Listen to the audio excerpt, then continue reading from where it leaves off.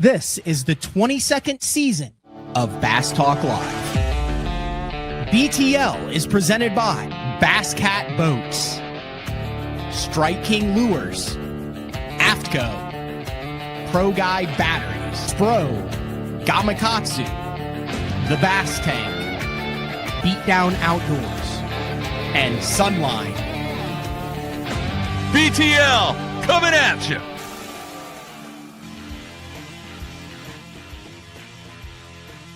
Good morning and welcome to another exciting edition of BTL, Bass Talk Live, where we are going to talk about bass fishing.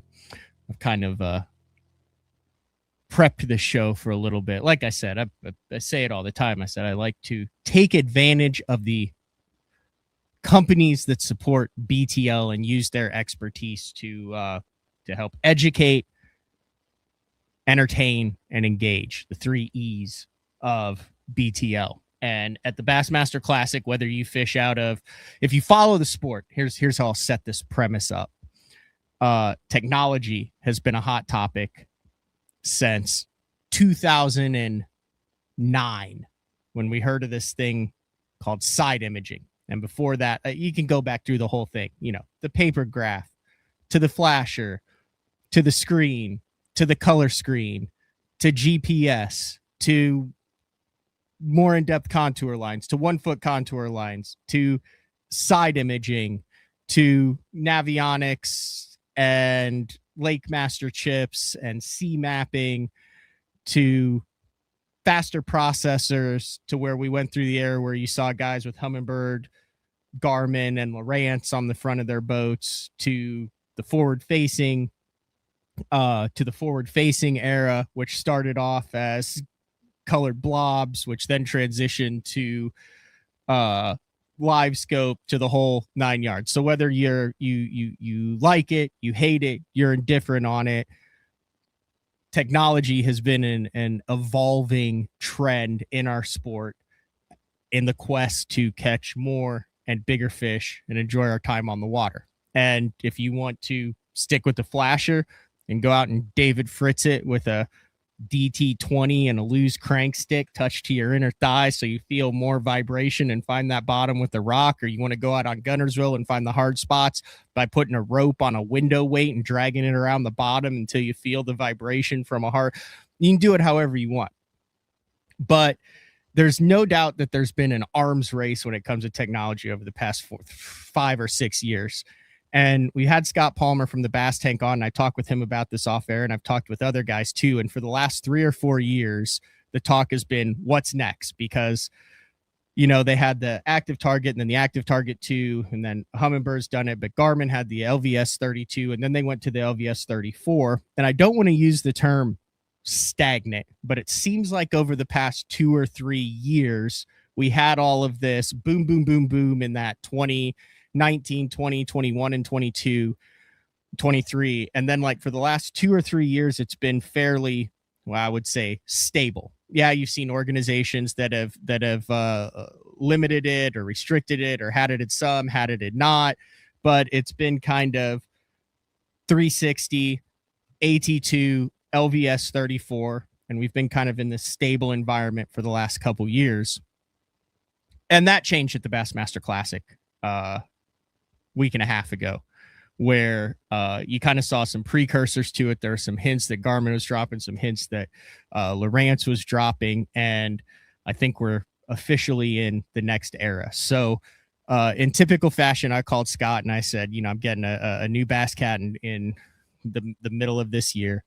And I said, what do I need to do here? How do I need to do it? And he said, just hang tight. There's stuff that's coming out. And then I don't fully understand it. So I said, okay, instead of wasting an hour and a half of your time behind the scenes of me going, I don't get it, blah, blah, blah. I said, just come on BTL and we'll have the discussion live and we'll see how it goes. And then you can educate me and all of our listeners at the same time. We're going to play some videos. We're going to bring Scott in, and we're just going to inform everybody out there in the bass fishing world what's going on. And I have given Scott, if you've listened to BTL, you know this, Scott has a tendency to go down some wormholes. It's that engineer in him. I told Scott, I said, nerd out I said, and then at the end of it, we'll circle back and we'll put it in layman's terms. So me and, well, we have the most educated fan base in the sport. I'll say me and 75% of the listeners can understand what you talked about, because there's probably 25 that understand what he's talking about right off the bat. Fair entry, Scott? I think you hit the nail on the head, Matt.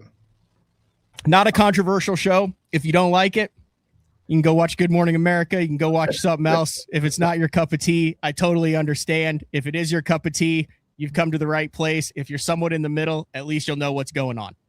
Yeah, and that's the thing about it. It's more about education, because I can tell you I spend a lot of time on the phone answering these same questions. And so there's a lot of interest, but there's a lot of just, I use the term ignorance, but that's just because people don't know. Hey, here's this new thing, Scott, help me understand.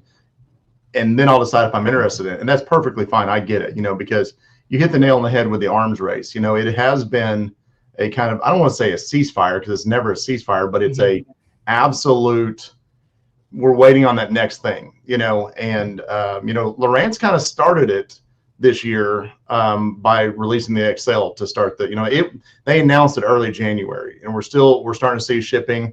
And I've got a huge waiting list of people that are ready to, buy it as soon as they hit my door. And so that's been what people have been waiting on, and obviously as a business owner, it's no secret I'm in business. I monitor and I kind of see, I look at the analytics and I can tell the consumers have been ready for that next thing.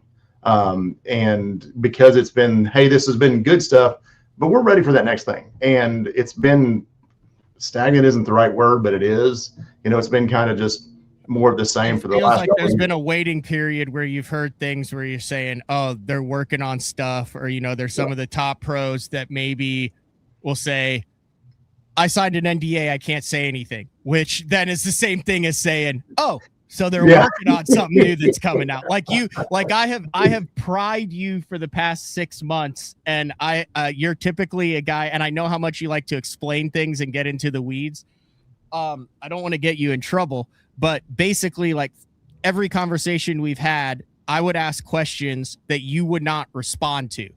And the fact that you didn't respond to them and you would just say, no comment. You would straight up say no comment, and I would be like, okay, I get it. They're working on some stuff there. So kudos on that, because this stuff, when I walked around the Bassmaster Classic, when I saw some of the releases, Jason Christie has some videos, different guys have some videos out online. The Bass Tank dropped some videos online. When I saw it, I was like, oh, okay, this makes total sense there. But me, as a consumer, as someone in the industry, this was the first time I knew exactly what it would do. And then I would call you and say this, and you're like, yeah, told you something coming out would be cool.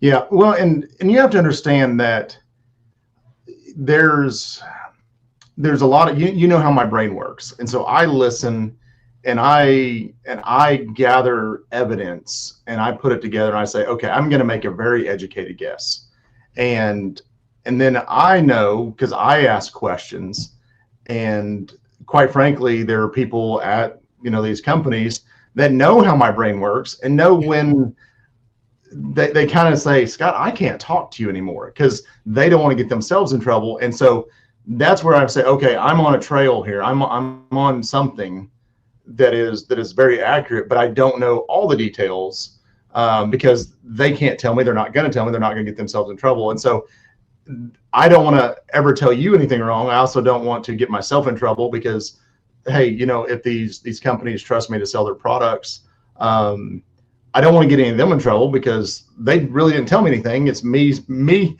I throw a lot of theories out there. I'm like, based on this and this and this, this is what I think is coming. And then it's funny because a lot of times they'll say, well, I got to go, and they'll turn and walk away because, and I just make my assumptions from there. But basically, everybody did a good job of keeping it under wraps, but it's not under wraps now. So we're going to explain exactly what it is, how much it costs, what you need to change based on what setup you have now, the features that it have, how it works, the whole 9 yards. Yeah. So let's dive right into it, Scott.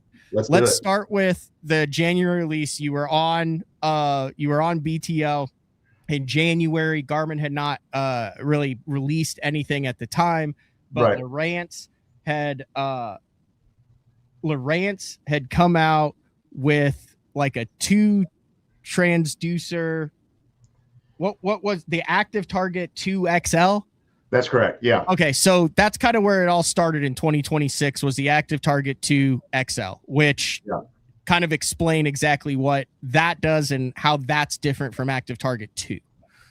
Yeah. So the Active Target 2 XL transducer, you can still run it with your singular transducer like we're used to. It's a little bit bigger, a little bit different shape. It's a wider cone. You know, the Active Target was an 18-degree cone, and they widened that cone to 20 degrees. So they're expecting a little better bait tracking. This is where the arms race goes. You know, they say, hey, this worked and this didn't work. We excel here. We need to kind of get an all-encompassing. So it's a wider cone than the original Active Targets. And been on the water with it, I've been really excited with. I've been impressed with it. I'll be honest with you. It is just an enhancement. I don't want to say just an enhancement. It's a pretty drastic step ahead of Active Target 2. Like anything, they're going to continue to refine it. They just needed to get it out there for sure. Having been on the water with it, my favorite feature of it is the Scout mode. The Scout mode is phenomenal. And now you can do the Scout mode, which is 180 degrees as opposed to the 135, which is what we're used to with our current, the LBS 34 and the Active Target 2. It's actually 180 degrees. So when you put two of them together, you actually get a live 360. Now, I want to explain that because it's a live 360, but it's still only 20 degrees.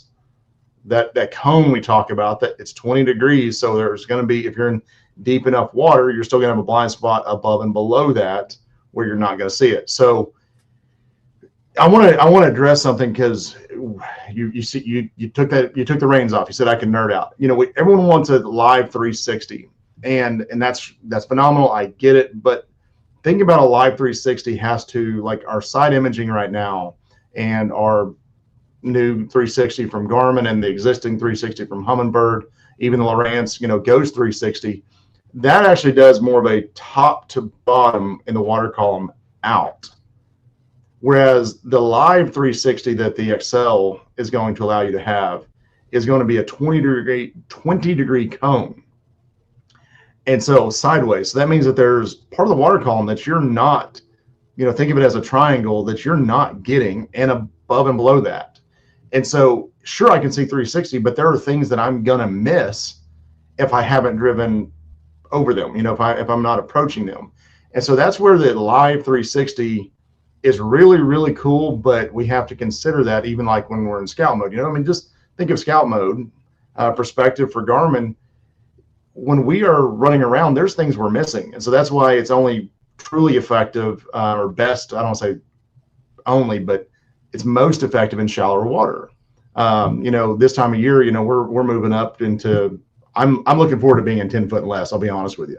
And I'm looking forward to running my perspective, my Scout mode, to find the beds, to find those roaming fish out in front of grass lines, you know, that are cruising, looking to do their thing. But that's kind of what the Excel has allowed us to do. Now, one other thing with the Excel is if you notice the way it mounts, I really am impressed with the mount. I've done 2 videos over the mount on how it mounts to the trolling motor shaft, because I think they did a really good job of going through and engineering it to make it a little bit simpler. It's robust. It's a half clam. It's hinged on one side, and it's got a cam style lock on the other. So it's very adjustable, very easy to install. You don't have to have an Allen wrench with you at all times to make adjustments.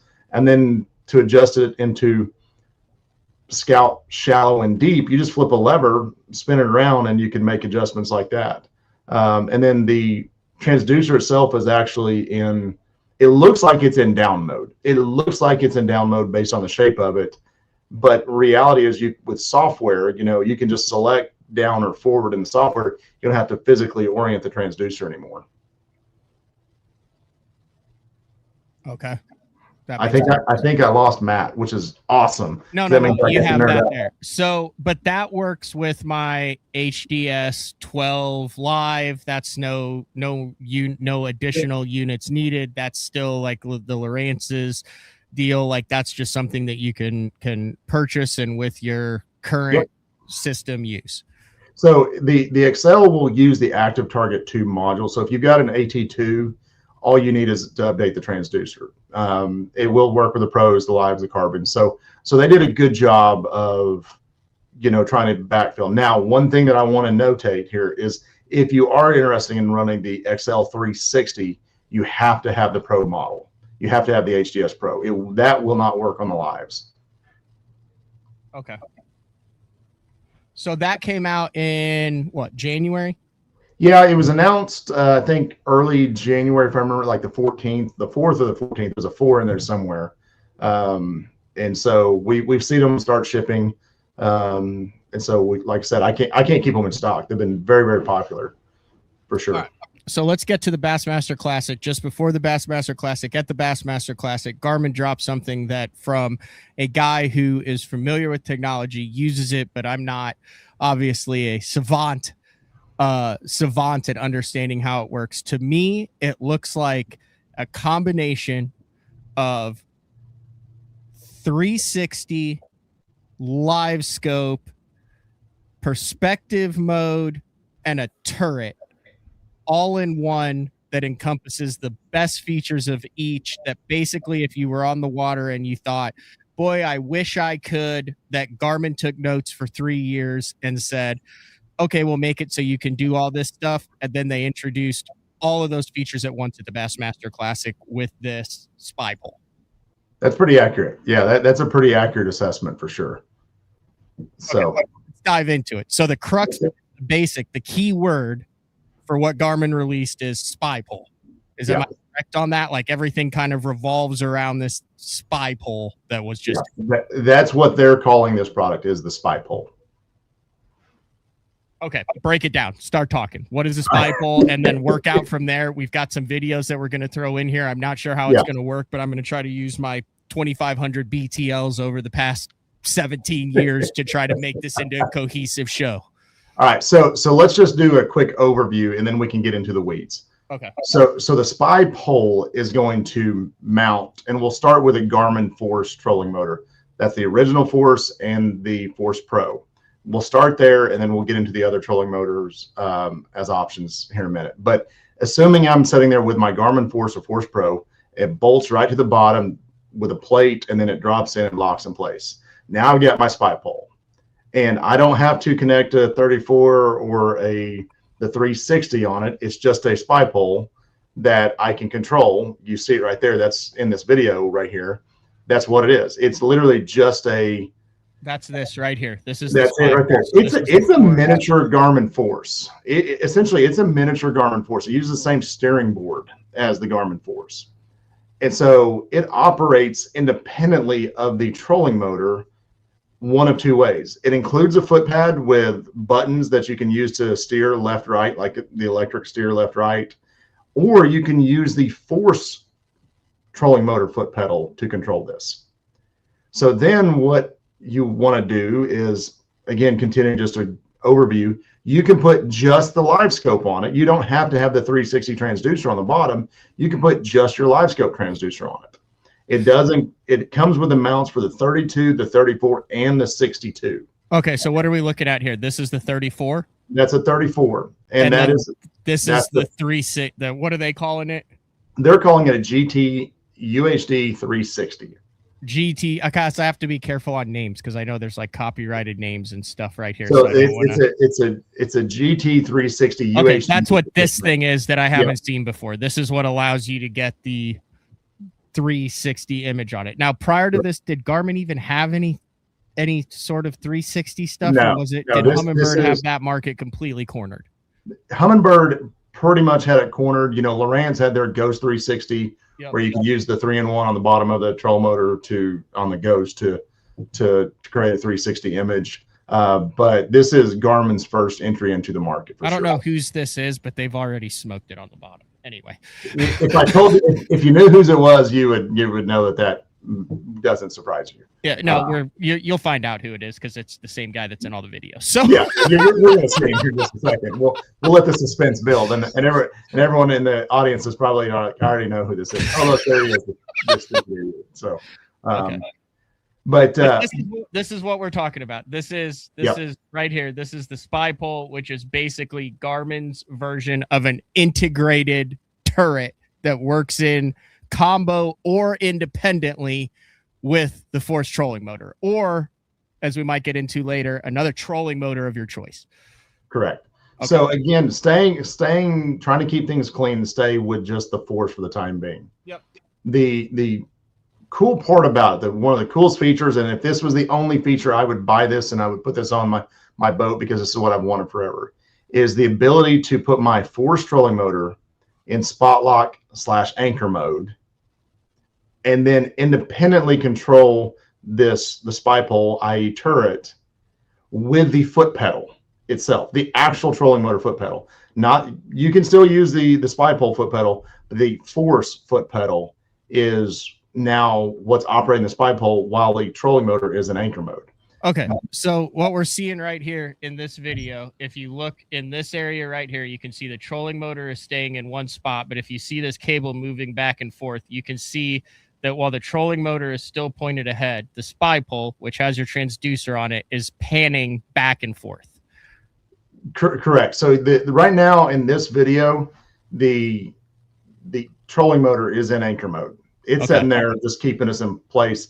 And then you can see, if you can see the screen, it is moving way more because he's panning back and forth with a foot pedal, looking around with his live scope. And that's a separate foot pedal then that's attached. So it's kind of like the foot pedal that I have for my power brakes on the side. It's like, or like your power pole foot pedals, or is this integrated into the foot pedal of the trolling motor? So with the force trolling motor, you can literally use the actual foot pedal of the force to control the spy pole. And so I would put it in anchor mode, commonly called spot locked. I put in that mode, and then the spy pole becomes independent. So the trolling motor is going to sit there and move back and forth, and then I use the foot pedal of the trolling motor to control the spy pole to look around. Okay.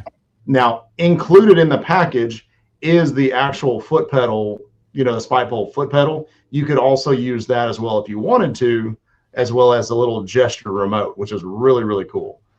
But so there's multiple ways to control it. But for me, the ability to put my trolling motor in anchor mode and then still use that same foot pedal, that same trolling motor foot pedal that I'm very much used to rocking back and forth, to be able to look around and control my live scope still, that is astronomically the way to go. Like, that feature alone sells me on this. Okay, so yeah, so layman's terms, now you can, let's say you're facing into the wind, and instead of having, because your transducer is mounted on your trolling motor in whichever way, you're going and then you're panning back and looking at your stuff, and then with the wind and then panning back, I can now sit on where I want to and then pan around the brush, pan around the rock, pan around the drop to where it's basically like I'm live scoping in zero wind. Correct. So basically, if you were sitting there and you had it in an anchor mode, spot lock, whatever you want to call it, and you're facing the wind, your boat's looking this way, I can now use the foot pedal of the trolling motor to turn and look at it over here. Hey, maybe I need to be, the only way to set up on this brush pile is to look straight left. Well, right now, if it's on our trolling motor, we're looking that way, and then we have to kick back to keep us from drifting too far. You're constantly doing this game, as well as I do. Or you have to get downstream, because there's a lot of times we want to be upwind of something and let a bait come in more naturally than coming against the current.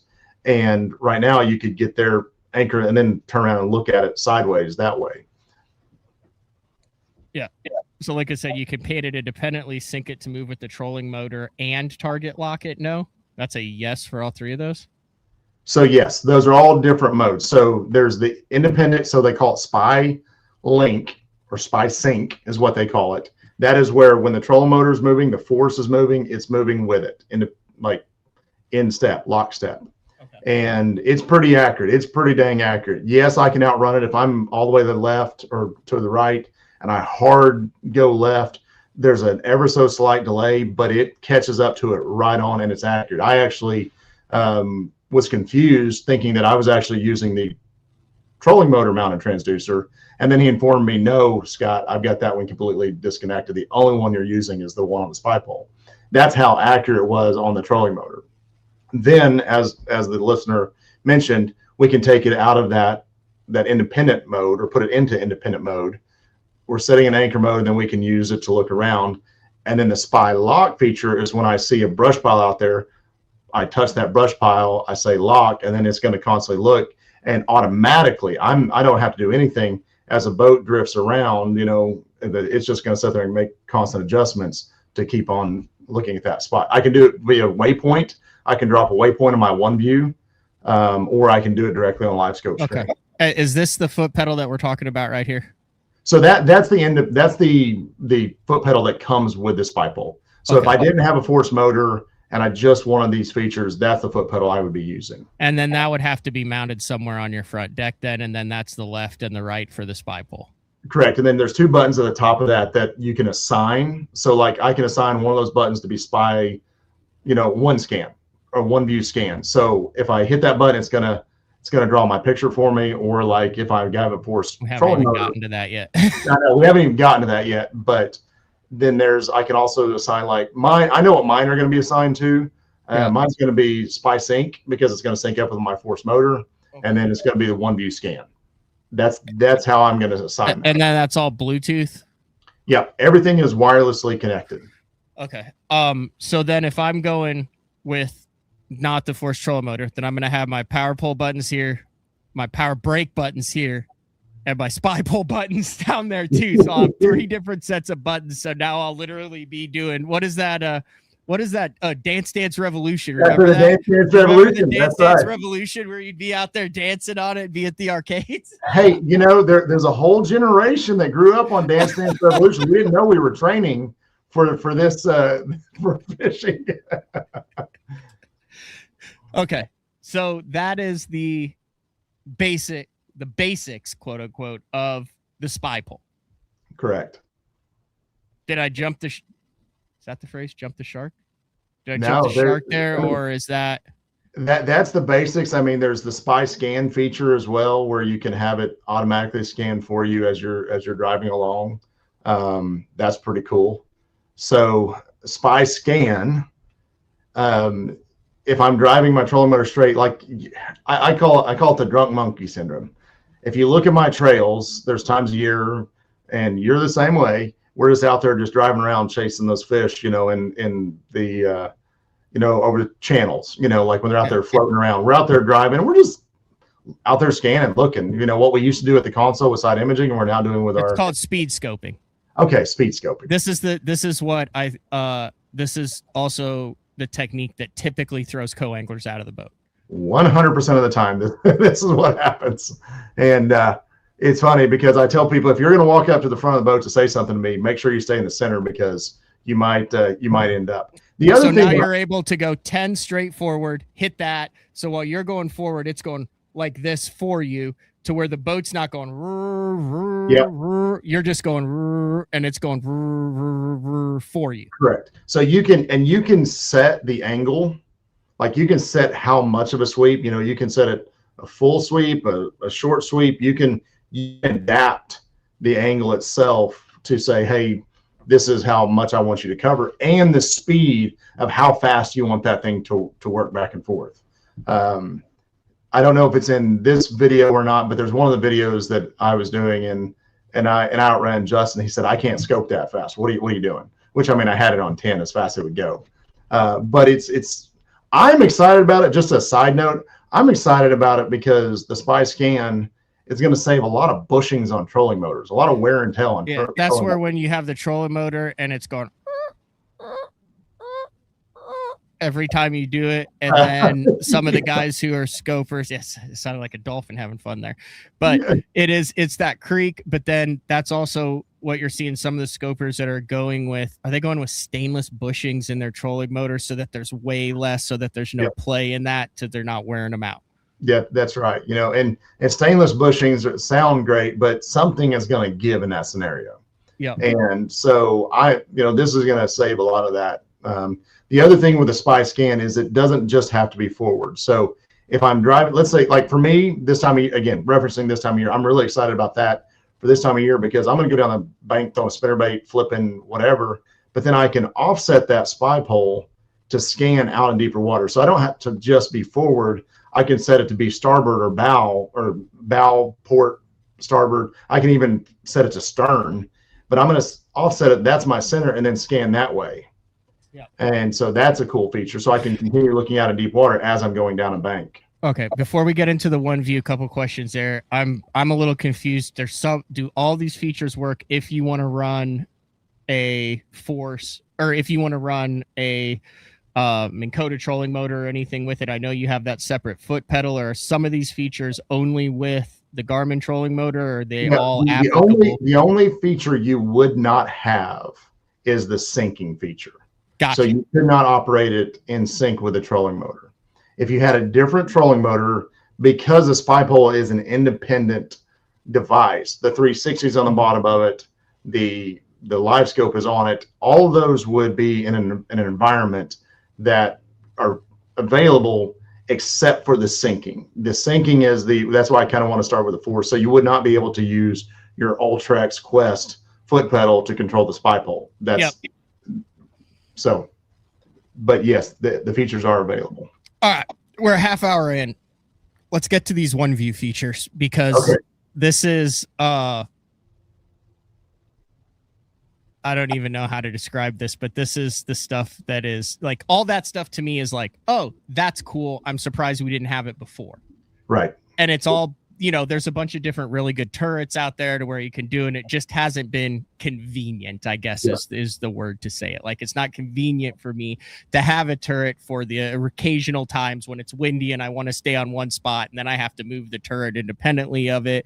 And now, with the rules, and anyway, long story short, that stuff is impressive, but not, for lack of a better term, mind-blowing. Yeah. I agree. There's one thing that I do need to, before we move on, I want to say this. With this syncing, I said the Force and the Force Pro, it will also work with the Garmin Kraken. Now, right now, there's no mount to mount it to the Kraken, but if you use the gunnel mount, it will still sync with the Kraken because it's the same foot pedal. So there's that. One thing that I do need to say right now, and I'll say this again, but there are units you have to have compatible with it. So if you're like an old Ultra 1 user, I'm sorry, you're out of luck. You've got to have at least an Ultra 2. The 8000 series Garmin, the new like 1643, 1243 series units, and the Ultra 2s are the units that are compatible. Also the 9000 series. You can mix and match a little bit, but there's certain features you won't get. Like if you have hey, Scott, I just bought an Ultra 2 from you, I'm going to network that with my Ultra 1s. The Ultra 2 is the one that has to be connected to the spy pole, and you can still see the live scope on your Ultra 1, but you're not going to be able to see the 360 on it. Technology gets left behind because the Ultra 1s haven't had an update in almost 3 years, maybe over 3 years at this point. It's old technology. And so anytime we have new technology, we have to have the current models to do that. So I want to say that because I don't want someone to buy this from me and then they're like, oh, why isn't this working? Well, I've got an old unit. So okay, that's fair. Great. Mark in Texas, great point there. I think the spy pole will help the older anglers scan for fish better. We're also seeing a resurgence in younger anglers that are using butt seats on the front of the boat, and that's not because they're lazy or their legs are sore. It's because if you kind of combine the Drew Gill show that we had when he was in studio, he really talked about speed and efficiency. And in today's day and age, when they only have 3 hours to scope, he said the more fish that he can put it in front of and increase his percentage chances, the more he can get ahead of the field. So if he can get 15 chances and someone else only gets 10%, and gets 10 chances, and the conversion rate is 70% or 40% or whatever, that equates to an extra fish or two for him. So the faster you can go with, you can pan, which you train your eyes at through time on the water. That's why you have that stable. So now you can go basically 10 high bypass, pan faster, and that's where the seat allows you not to be up there. Right. Bambi legs in it, which is why we're seeing 19, 20, 21-year-olds winning major tournaments, Fisher and Aya, that type of stuff up there with the seat so they can move fast and still maintain a stable balance up there. Just a little side note on that. Yeah, no, 100% you're right on that. All right, let's go to the one view features, because this is the stuff. This is the whoa, that's freaking cool stuff. Yeah. I don't know how you want to dive into it, but have at it. Just dive into it. Access the video. Pull up the one that says, I think, One View Features. I think that's going to be the best video. It's okay. What are we looking at here on the bottom then? So that is just a black screen. We've done nothing. I mean, obviously it's a black screen, but we've done nothing. We've not sent it through a scan or anything like that. We've been messing around. I purposely wanted to wait for this. So we're going to talk about this and we're going to send it through a scan. And OneView has multiple modes, and I can get into that. There's continuous, where it's just going to set their scan back and forth. There's automatic, and there's manual. This mode right here is manual. So I initiated a scan that I just said, hey, go draw me a picture. And so this is 360. This is that transducer that's on the bottom of the spy pole. That is absolutely correct. Boom. So it drew an image right here. And off to the left, I know you've got listeners online, but it's got a 360, the boat icon's in the center, and then right there you just circled, that was a rock pile that we had identified. I believe this was a pipe crossing, like a gas line that went across there. So there's rocks there. Yep. And so I said, cool, let's draw that. We did. You can see the hard reflection. It's basically side imaging, right? And so you see the hard return on the hill in front of us there. But now what's going to happen is now we're going to drive around. So the boat icon is actually going to move. This image is going to freeze. Okay, so this is the image. Let's just pause this right here. This is the boat right in the middle. This is the standard 360 image that we all understand on what it is. It's always where it's straight ahead. It'll show you like where the nose is pointing, and then you can cast your targets. This is what Keith Combs made hundreds of thousands of dollars of in the TTBC when he was one of the first guys to really understand the value of the 360. Yep. This was before live scope, to where you could say, oh, there's a little, like I knew the main brush pile was here, but there's a little stop off to the left of it. Correct. And there's a couple big ones, and you take a chartreuse powder blue crankbait, bang it off of it, catch a 7-pounder, and say thanks for the truck and the 200K. Exactly. And then ask people like me and the media to really downplay how he figured that out. Great. Yeah. There are no secrets under the water anymore, for sure. But yeah, so that is the icon. Okay. And now, instead of having to continuously update this to, a slow ping that says, okay, I'm getting closer, this actually allows me to drive to it. And so this is not spinning. It's just staying straight. Yeah, it's just staying there. It literally took a scan, and then it went back to just idle. And this is a good time to throw in there. This is the reason why, is because the 360 is physically connected to the pole. It's not spinning independently of the pole. So when you do a scan, the live scope is going to follow that pole. That is I don't know if I want to call it a negative, but that is something to be aware of. Now, if you notice, it didn't take long to scan it, so you don't lose control for very long. It's well worth it to draw this image. And so you're seeing the boat icon. We've now left the center. It was right here. Now it's over here. This stuff is black here because this wasn't part of the scan that you took the screenshot of. But this is the rock pile that was over to the left is now here because the boat has moved closer towards it. That is absolutely correct. And if you notice in there, you can see the red triangle. That's your live scope area. So that's your live scope area that you're actually covering on the 360.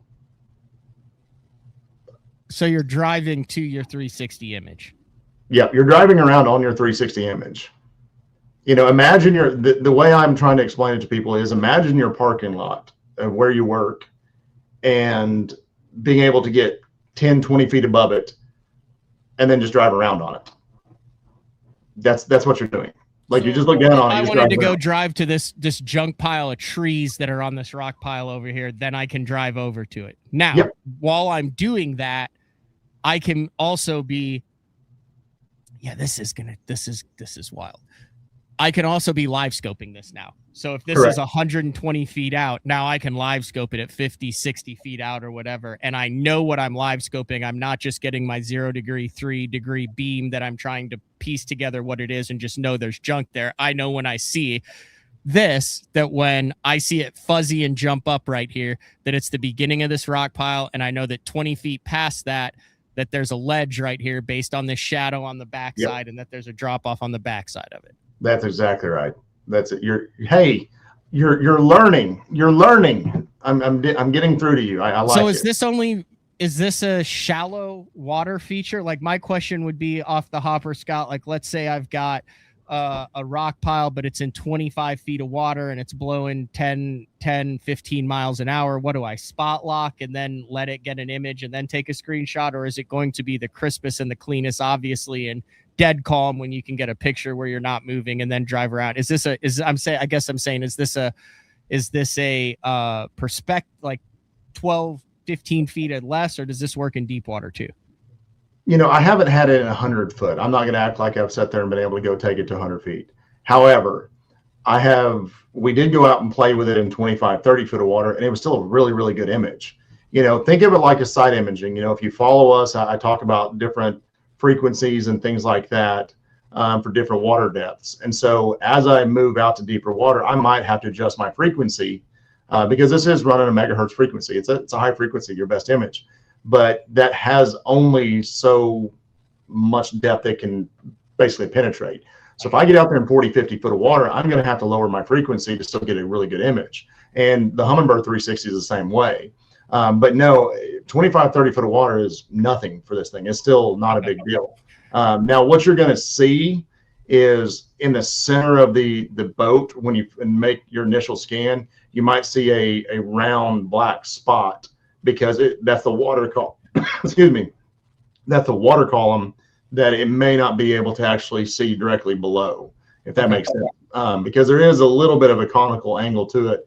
But the way it scans, that's going to be very, very minimal, with the different depths you're going to get into. So It's not just a shallow water where, hey, I've got to be in 10 to 15 feet.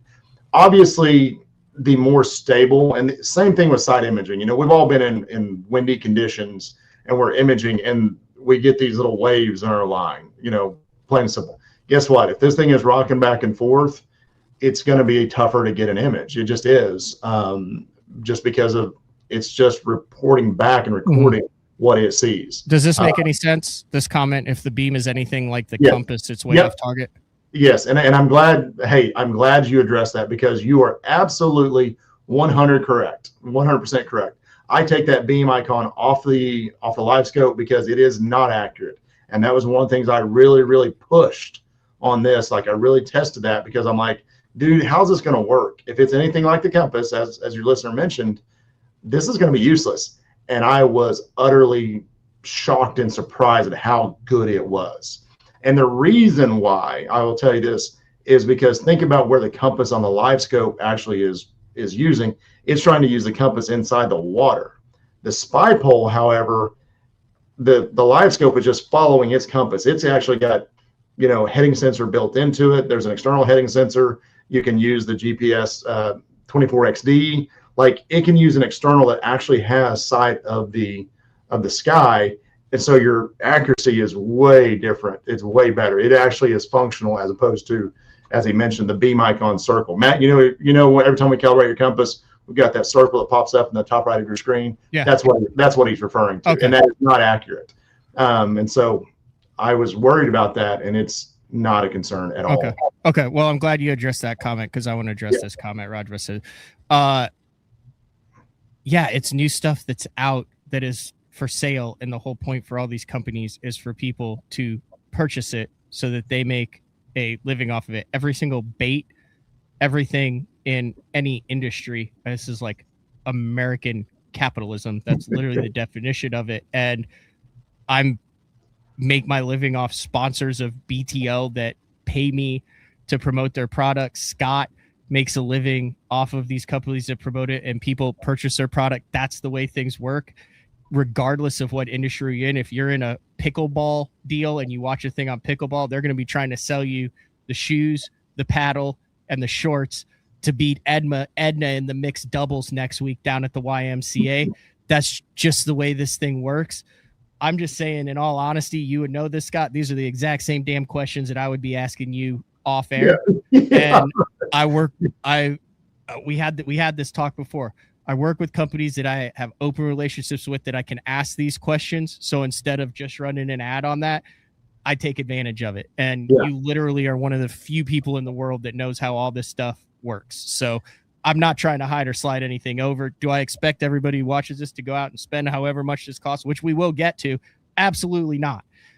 But there's a percentage that have no desire to buy it, don't want to, but just want to know what's going on. There's a percentage of guys that will have it on their boats as their competitive fishermen. And there's a big percentage of guys who've never tournament fished, don't have a desire to tournament fish, but want to have the latest and greatest tech. I'm amazed every time I go into the bass tank, there's always someone I'm like, damn, whose boat's that? And you're like, some guy that fishes in Texas. Yep. Yeah. I mean, what's very on that point, the majority of my customers start the conversation with, I don't tournament fish. Yeah.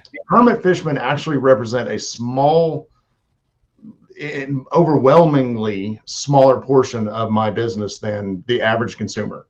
And so, but the average consumer, they like to fish, and they like to have their toys, and yes, I'm in business. To your point, I'm in business to make money. I'm not going to apologize for that. Like, I've got to have a job. But I do believe, and any of my customers that have talked to me know that when I talk to them, I say, do not spend $1 with me until you understand what I'm talking about. Because I want educated. I don't want people to say, I bought this because Scott said so. I want people to say, I bought this because I thought this was cool. Scott explained it and I knew I had to have it. And so, some people just take your money. That's just not us. And then there's guys like Cam who says he just wants to know what kind of tech is going to beat him this summer. Exactly. And then look, there's guys that have called me and said, hey, what is this? And then when I tell them, they're like, that's not for me. Cool. Totally respect it. And there's other guys that call and they weren't going to buy it until we talked about it. And they understood what it was. They're like, oh, I got to have that. And so it's not for everybody. It's, when we did the Power Pole Vision, hey, it's not for everybody, but we want you to know what's out there. That way you make an educated decision for your own fishing needs. And it's fascinating. So one more time, this is one of the features of the OneView. What is it called? What is the actual name of this feature where you can drive around your 360 image? There's not an actual name for that. It's just how the OneView works. Oh, okay. So I do want to address something because I'm sure people are going to read it and say, wait, Scott didn't go back into that. So that OneView has 3 modes. Right. So this one is in manual, meaning we send it through a scan. It goes back idle and it doesn't do anything until we initiate another scan. So I could drive completely off the image. We started with a black screen of 360. And if I drive away from this, we'll get a black screen again. Then there's the continuous where it will just sit there and continuously redraw. But my live scope at that point is essentially useless. Now, the no scope derbs, this is when you use continuous. It's just going to be continuously updating. And then there's my favorite feature that's called automatic. And so basically it goes through one scan, it takes the picture and it stops. And then as you get closer and closer to that black edge, I believe it's about 20 feet in my testing is what it looked like. It'll boom, redraw a picture to keep you up to date. So then do this one scan, it stops and goes back to idle and you continue driving around on it. Wow. All right, let's get to the OneView view. I do not understand what the hell I'm looking at here. Oh, this is so fun. I can't wait to play with this more. It looks cool. I put it in the thumbnail, but I don't understand it. All right, so pause it right here. So go back. So this right here that you're seeing is what we expect the 360, right? Like we're looking from a bird's eye view, looking down. This is how we're used to using 360. And then if you advance this just a little bit forward, you're going to see that I'm going to push a magic button. All right, now pause it right here. Now what this did, instead of looking from the top down, it allows me to kind of see my 360 from the side, kind of like a side imaging. Think of it like a side imaging, but we're kind of standing back.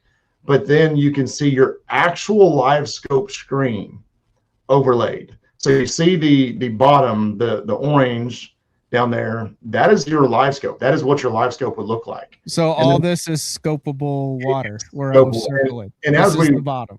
And I think I mentioned in this video, as we're sitting there, a fish swam into it, and you can see it plain as day.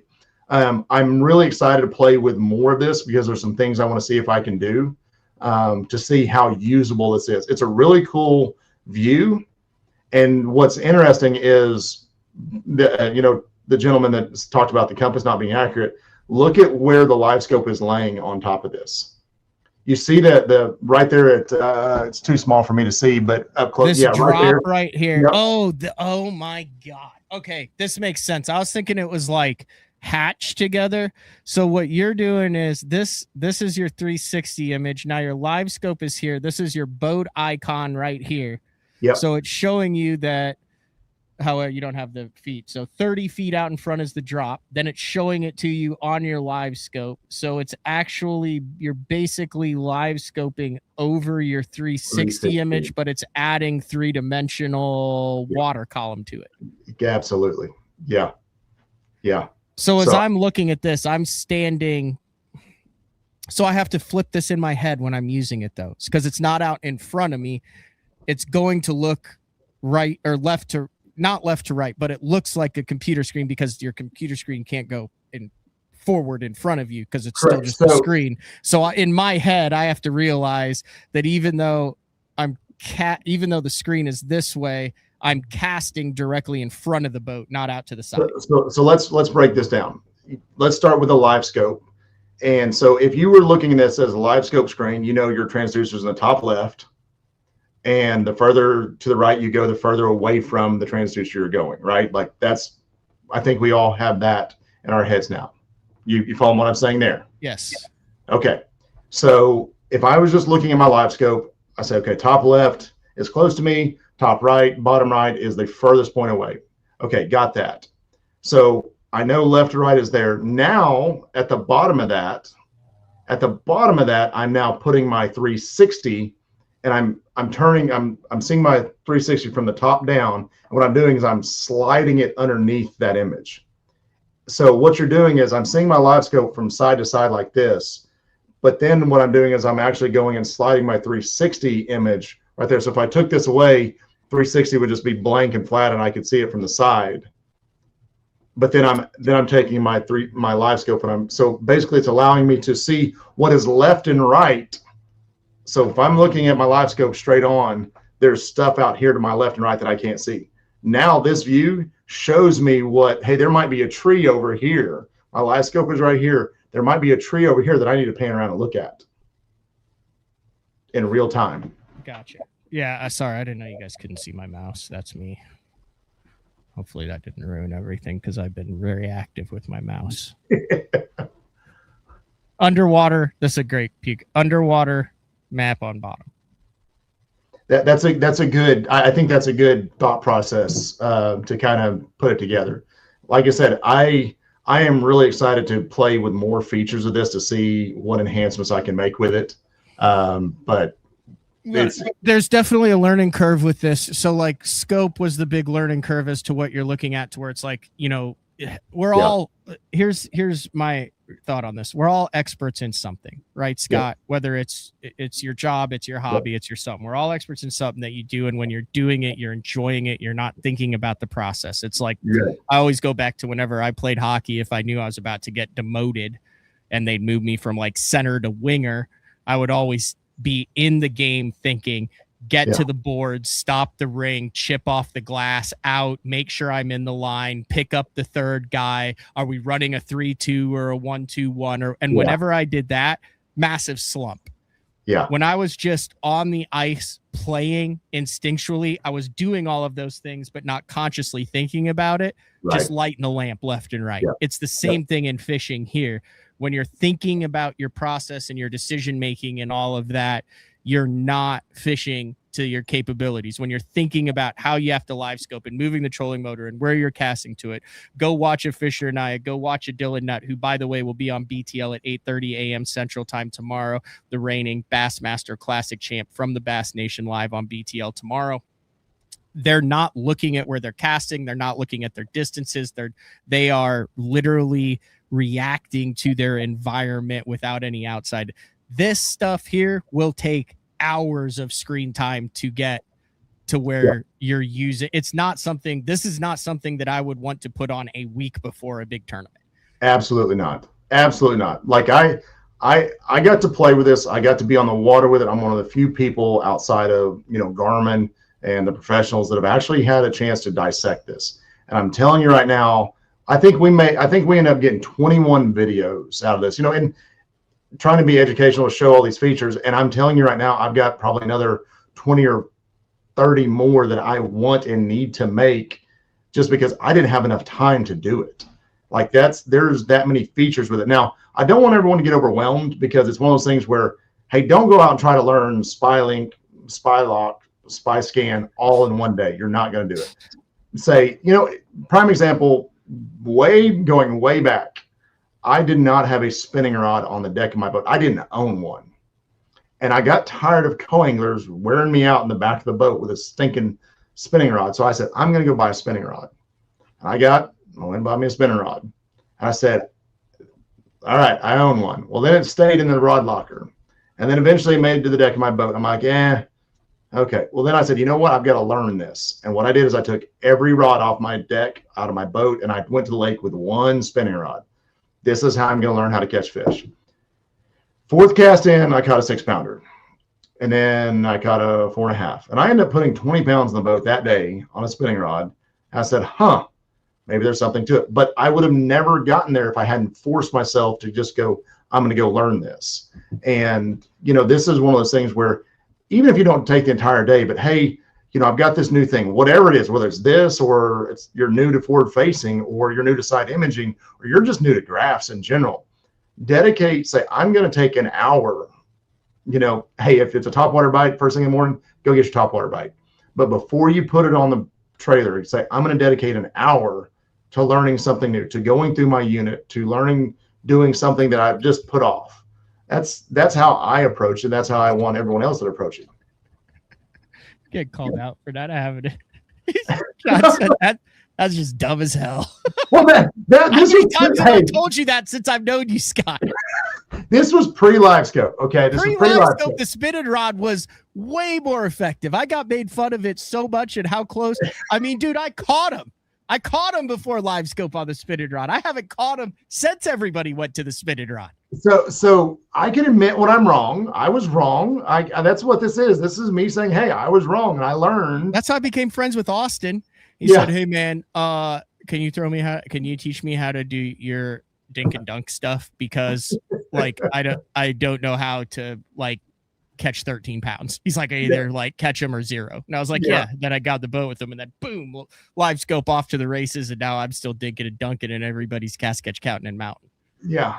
So I'm just saying we all have to be self-aware and learn from our mistakes. I'm getting roasted here, and that's okay. I accept it. Like I accept it. But I learned, like, again, this is hey, we all have to learn sometimes and say, hey, I recognize I was getting beat by something. Instead of being mad and saying no co-anglers, I could have made a rule, said, hey, co-anglers, no spinning rods in my boat. Now like I did with the Carolina rig. Yeah. And then, but my point is, like I said, no, I need to learn this technique. I need to do this. I need to evolve, because if you stay stagnant in anything you do, you're going to get beat. The old adage, adapt or die. And that's what it is. And so I changed. I got, now, I mean, that set off me, if I'm ridiculous if nothing, Matt. And I went from one spinning pole to like 6 in the next, 2 or 3 weeks. And then now I don't even know how many I have. It's okay. So there's this one that we haven't talked about, and this is another split screen, but I think it helps identify the SpyLock. You're going to have to bear with us at the beginning of this video, because there's some very disturbing imagery in the top of the screen. It's about to happen right now. Now we're done with that. But okay, what are we looking at here? So first of all, I'm going to pause right there, because if anybody thinks winning the Classic changed Justin Hamner, that right there shows you everything. This is on camera, off camera. I'm like, dude, I just wanted to get a good video. And he ruins it. He just flat ruins it. But I love him to death, and I don't want him to change. Okay. So, all right. So this video right here, you can see out there. I can't see my screen isn't big enough to see the distance, but you're at you've got it set at 100 or 90 feet. Okay. So I'm going to advance, and you're going to see the crosshairs, like where I touch the screen right here. And that's a log. It's like a log jam right here. And basically touched it, and then there's a crosshairs that appears, and I touch that as well. That puts me in spy lock. So now you see that has not changed. Hold on, I'm going back to the beginning. Yeah, let me start over here because I want to explain this better. So I'm getting ready to touch the screen, and you're going to see the crosshairs come on it.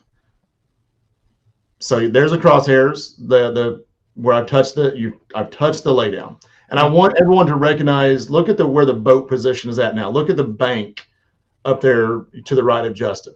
Okay, so I'm now going to instigate, or I'm going to put this into. Oh, trust me, this show is instigating. It's very much instigating, but I'm going to put it in spy lock. So now it's in spy lock, and now Justin is going to take the boat and watch the boat is changing. But you can still see the log jam.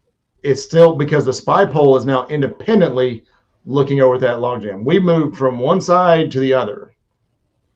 That, literally changed the nose of the boat all the way around with a trolling motor. And the spy pole, just as we went away, just continued to adjust to keep looking at that particular. So you're facing this way, and the spy pole's facing back this way because you tapped it and said, "Stay on the log jam, please." Yep, that's exactly right. So if you've got you can do that directly on your live scope screen, or let's say you had your one view, your 360, and you said, "Hey, here's a brush pile." You could. Like if you had a waypoint out there, you could actually touch the waypoint and spy lock onto that waypoint. What about a fish?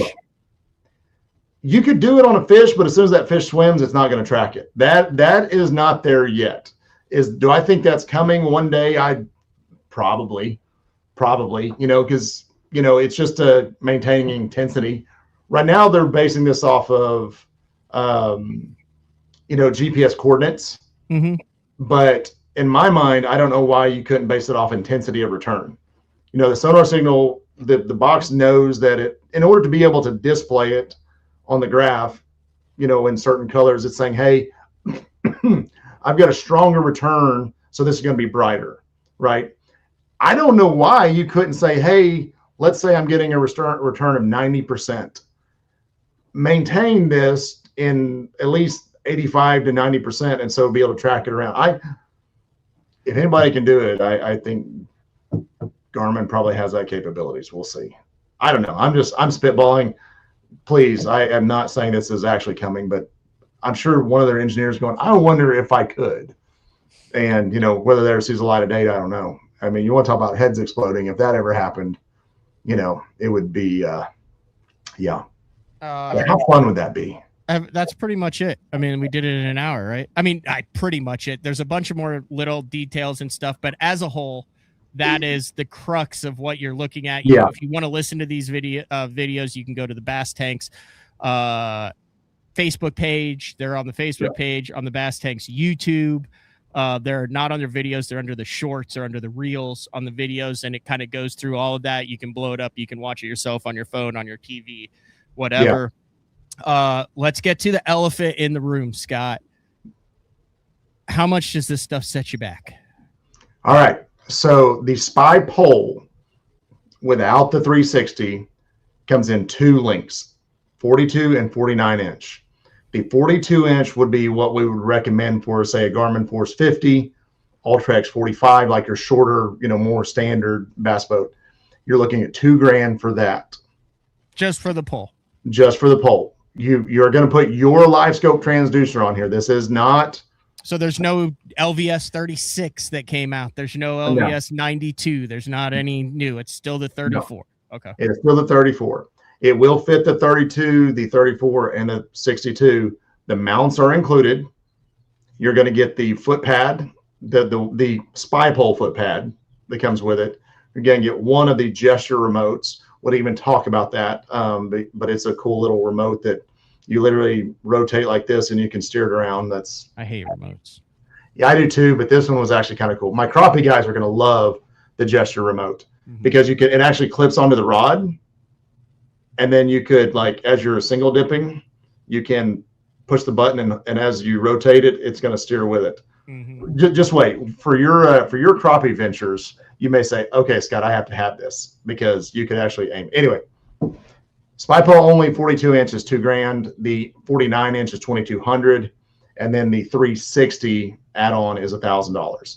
Now, whether you buy the whole thing together right now, hey Scott, I want the 42 inch with the 360, that's $3,000, or you say I'm going to start with a spy pole for $2,000. You can add you're not losing any money by adding the 360 later, right? So it's not like you have to buy it. The 360 is the coolest part of the whole thing. Oh, it is. It absolutely is. But I'm just saying that, look, let's be honest. I mean, I'm not going to sit here and lie and say this stuff isn't expensive. Can I just get the 360? I mean, you can buy just the transducer. How you're going to use it, that's a whole other question. I'm sure somebody's going to come up with some mount to try to mount it to the bottom of a trolling motor and try to make it work. But just so right now it's $3,000.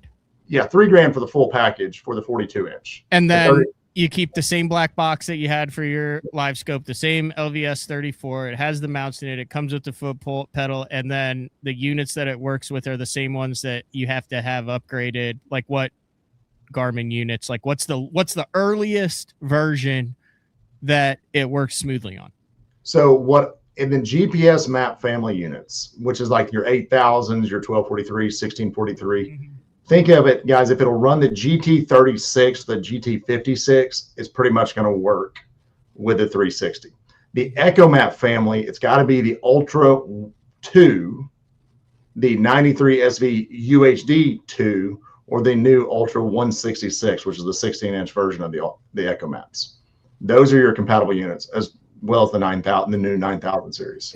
If I want to keep my Minn Kota and drive around the 360 image, can I do that? Yes. Yeah. If I want to keep, I'm trying to get this in my head because I like my Minn Kota. I love my micro adjusting, the way it feels. It's like an old friend out there as I catch my 13 pounds for 65th place. But the features that I'm losing by not having the force, just that again. So I can put a spy pole on a Minn Kota. So I want to make sure that I'm very clear on this. Right now, there is no bracket for the Minn Kota. However, I am working with a company that you know very well to make an adapter plate so it mounts to it. And Garmin does that intentionally, in my opinion, off of it to make it a little difficult to throw it on another trolling motor when you can just do it on the compatible Garmin trolling motor, because in their perfect world as a for-profit company, they want you to use everything in unison, just like Minn Kota wants you to use Humminbird. Right. And that's it. It's no different than Johnson Outdoors with their 360. Hey, we're not going to make a bracket for the Garmin. Anyway, so that is in the works then. So I can do all that, but I am going to lose some features. The biggest feature that you're going to lose is the syncing ability with the trolling motor, where it will not follow the trolling motor. Gotcha. And then therefore you cannot control the spy pole with the trolling motor foot pedal. So I can't spot lock and have it stay on the thing. No, you can. You would be able to spot lock. You would be able to spot lock, and then you could spy lock. But when you're in spot lock, now you're going to use the included spy pole foot pad, that little square thing. Gotcha. Instead of the foot pedal. That's correct. So it's going to add another foot pedal to it. Okay. Yeah. But you're going to, I'll be honest with you, I'm going to have that foot. I've got a Force. I will still have that foot pedal up there because I want those two hot buttons. Yeah. I want those two hot buttons. I've already mentioned that, hey guys, because there's so many features, I've got contacts at Garmin, and I said, hey, we've got this spy pole foot pad, but I've got a Garmin Force trolling motor. I don't need the pad. I don't need the 2 extra buttons. Let's make those programmable so I can make 4 features as hot buttons. And they just kind of said, hey, Scott, we can do anything with software. Give us time and we'll see. Okay. So they're not, this wasn't one of those deals where they were like, you can have all this with a $6,000 graph that it's the only one that it's compatible with. Correct. So you can have what they just came out with. And I'm going to say, I'm not even going to use the word only because it's still a crap load of money. Yeah. But when it's all said and done, $3,500, because they're going to have to buy the mount for it and that type of stuff. Less than $3,500, everything we just went over with today, assuming that you currently have you have a black box, the compatible Garmin screen and an add-on. If you've already got a live scope system and you're just wanting to add this to it, you're looking about $3,000, you know, as long as you have that compatible unit, you know. And basically think of current units. If I could go buy that unit today, and it will run the GT56. And when I say buy it today, I mean brand new. If I could go to Garmin's website and buy that unit brand new and it will run the GT56, then that's going to be compatible. And what I mean by this, guys, the GPS map users we can buy them with like a 1643 is a very popular 16-inch GPS map. But that one will not work with the 360 because it has no sonar. So we do the 1643 XSV, which basically allows me to do a side imaging transition. Like, guys, I'm not oblivious to the fact that, you know, on the last one we talked about a couple $1,000 power pole unit that comes out, and then I had $3,000 power pole unit that came out, and then I had Josh Douglas on, and we talked about all of the three major types of mappings that involve buying a $200+ card and then running it on either that power pole, what is that, the View, is that what it's called? The Vision, the power pole Vision, or an iPad, which also runs $1,000. So I did all the math. You're in over $600 just on the chips, and then $100+ on the subscriptions, whether if you want to do the Navionics and the Lake Masters and the C Maps and the Platinum and the Gold and the Diamond versions of all that. And then you have your trolling motors and your black boxes and like, I get it. It's wild when you think about it. And, you know, I would say most of the diehard tournament guys do this in steps. Yeah. With one, it's, you know, I'm not saying, hey, this is what you need to compete. This is what you have to, this is an information show that shows you what's out there. You know, there are Porsches and Maseratis and Bentleys and Mercedes. Like, I can go buy a freaking Raptor. I can upgrade to a GMC Denali, all that. Just because it's out there doesn't mean that I'm you know, I got the LT 2500. But some guys want to have a Denali. Yeah. Some guys want to freaking tow with a diesel Ranger, whatever. You know what I'm saying? Like, it's just, but it's what's available. Yeah. That's it. You know, this stuff is expensive. Like, again, I deal with it every day. I see that it costs money, and it's not for everybody. You know, the average consumer, a lot of guys are doing this in steps. Even you said that the tournament anglers, a lot of my consumers doing it in steps. Hey, I'm going to do this now, and then, you know, 6 months, a year, I'm going to upgrade again, and, you know, I'm going to add this other piece of it, and that's totally fine. Like, you know, if you come in and spend, you know, $500 with me, or you spend $5,000, I'm happy. You know, come be my customer, because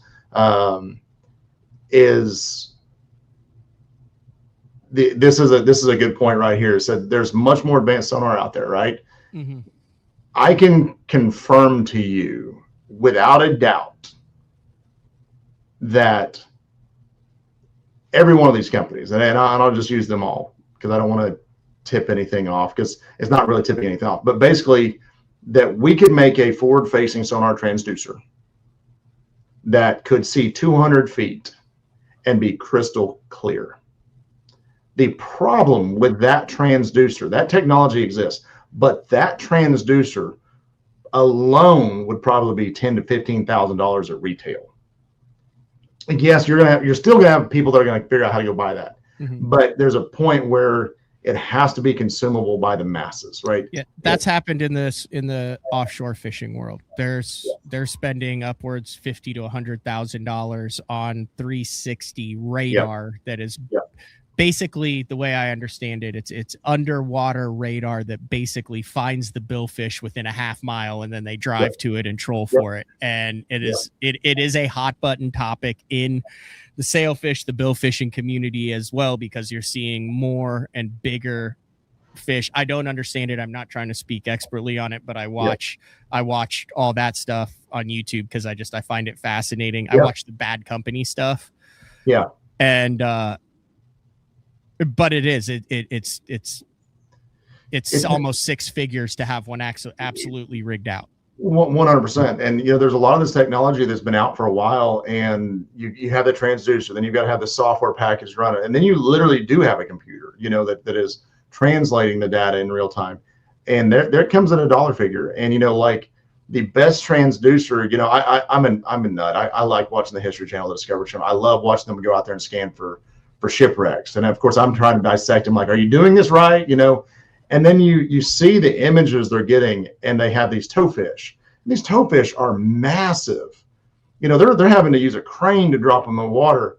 And like, hey, this is $1 million piece of equipment, and they're not getting any images, in my opinion, better than what we're getting, except they're just deeper. And they're massive. And so it's like, okay, cool. That's seeing 300 feet down, and it's seeing the floor bottom, but they're towing it behind the boat because it's huge.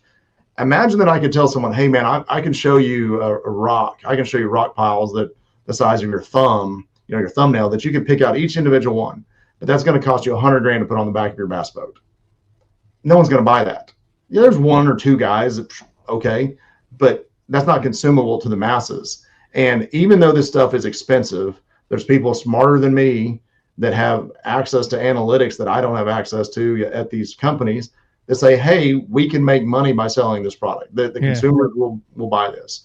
My personal opinion, what I think is going to happen with, like, say, the spy pole, I think this is a delayed, I won't say delayed, but more of a steady adaptation, where people are, don't get me wrong, I've had a lot of people that want to buy it, and the moment I get in stock, they're gonna take it. But I think this is something I'm going to see over the next year or two as people adapt it, as opposed to a new XL transducer, whenever Garmin releases their new, and eventually Garmin's going to release a new live scope transducer, no idea when, but eventually, it's going to happen, right? It's going to happen.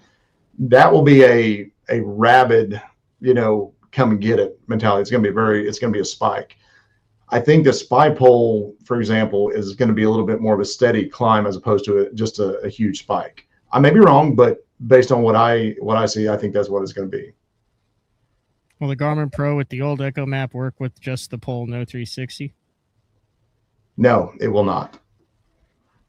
You're going to have an Echo Map Ultra 2. That's what I was going to say. So you're learning. No, I wasn't going to say that.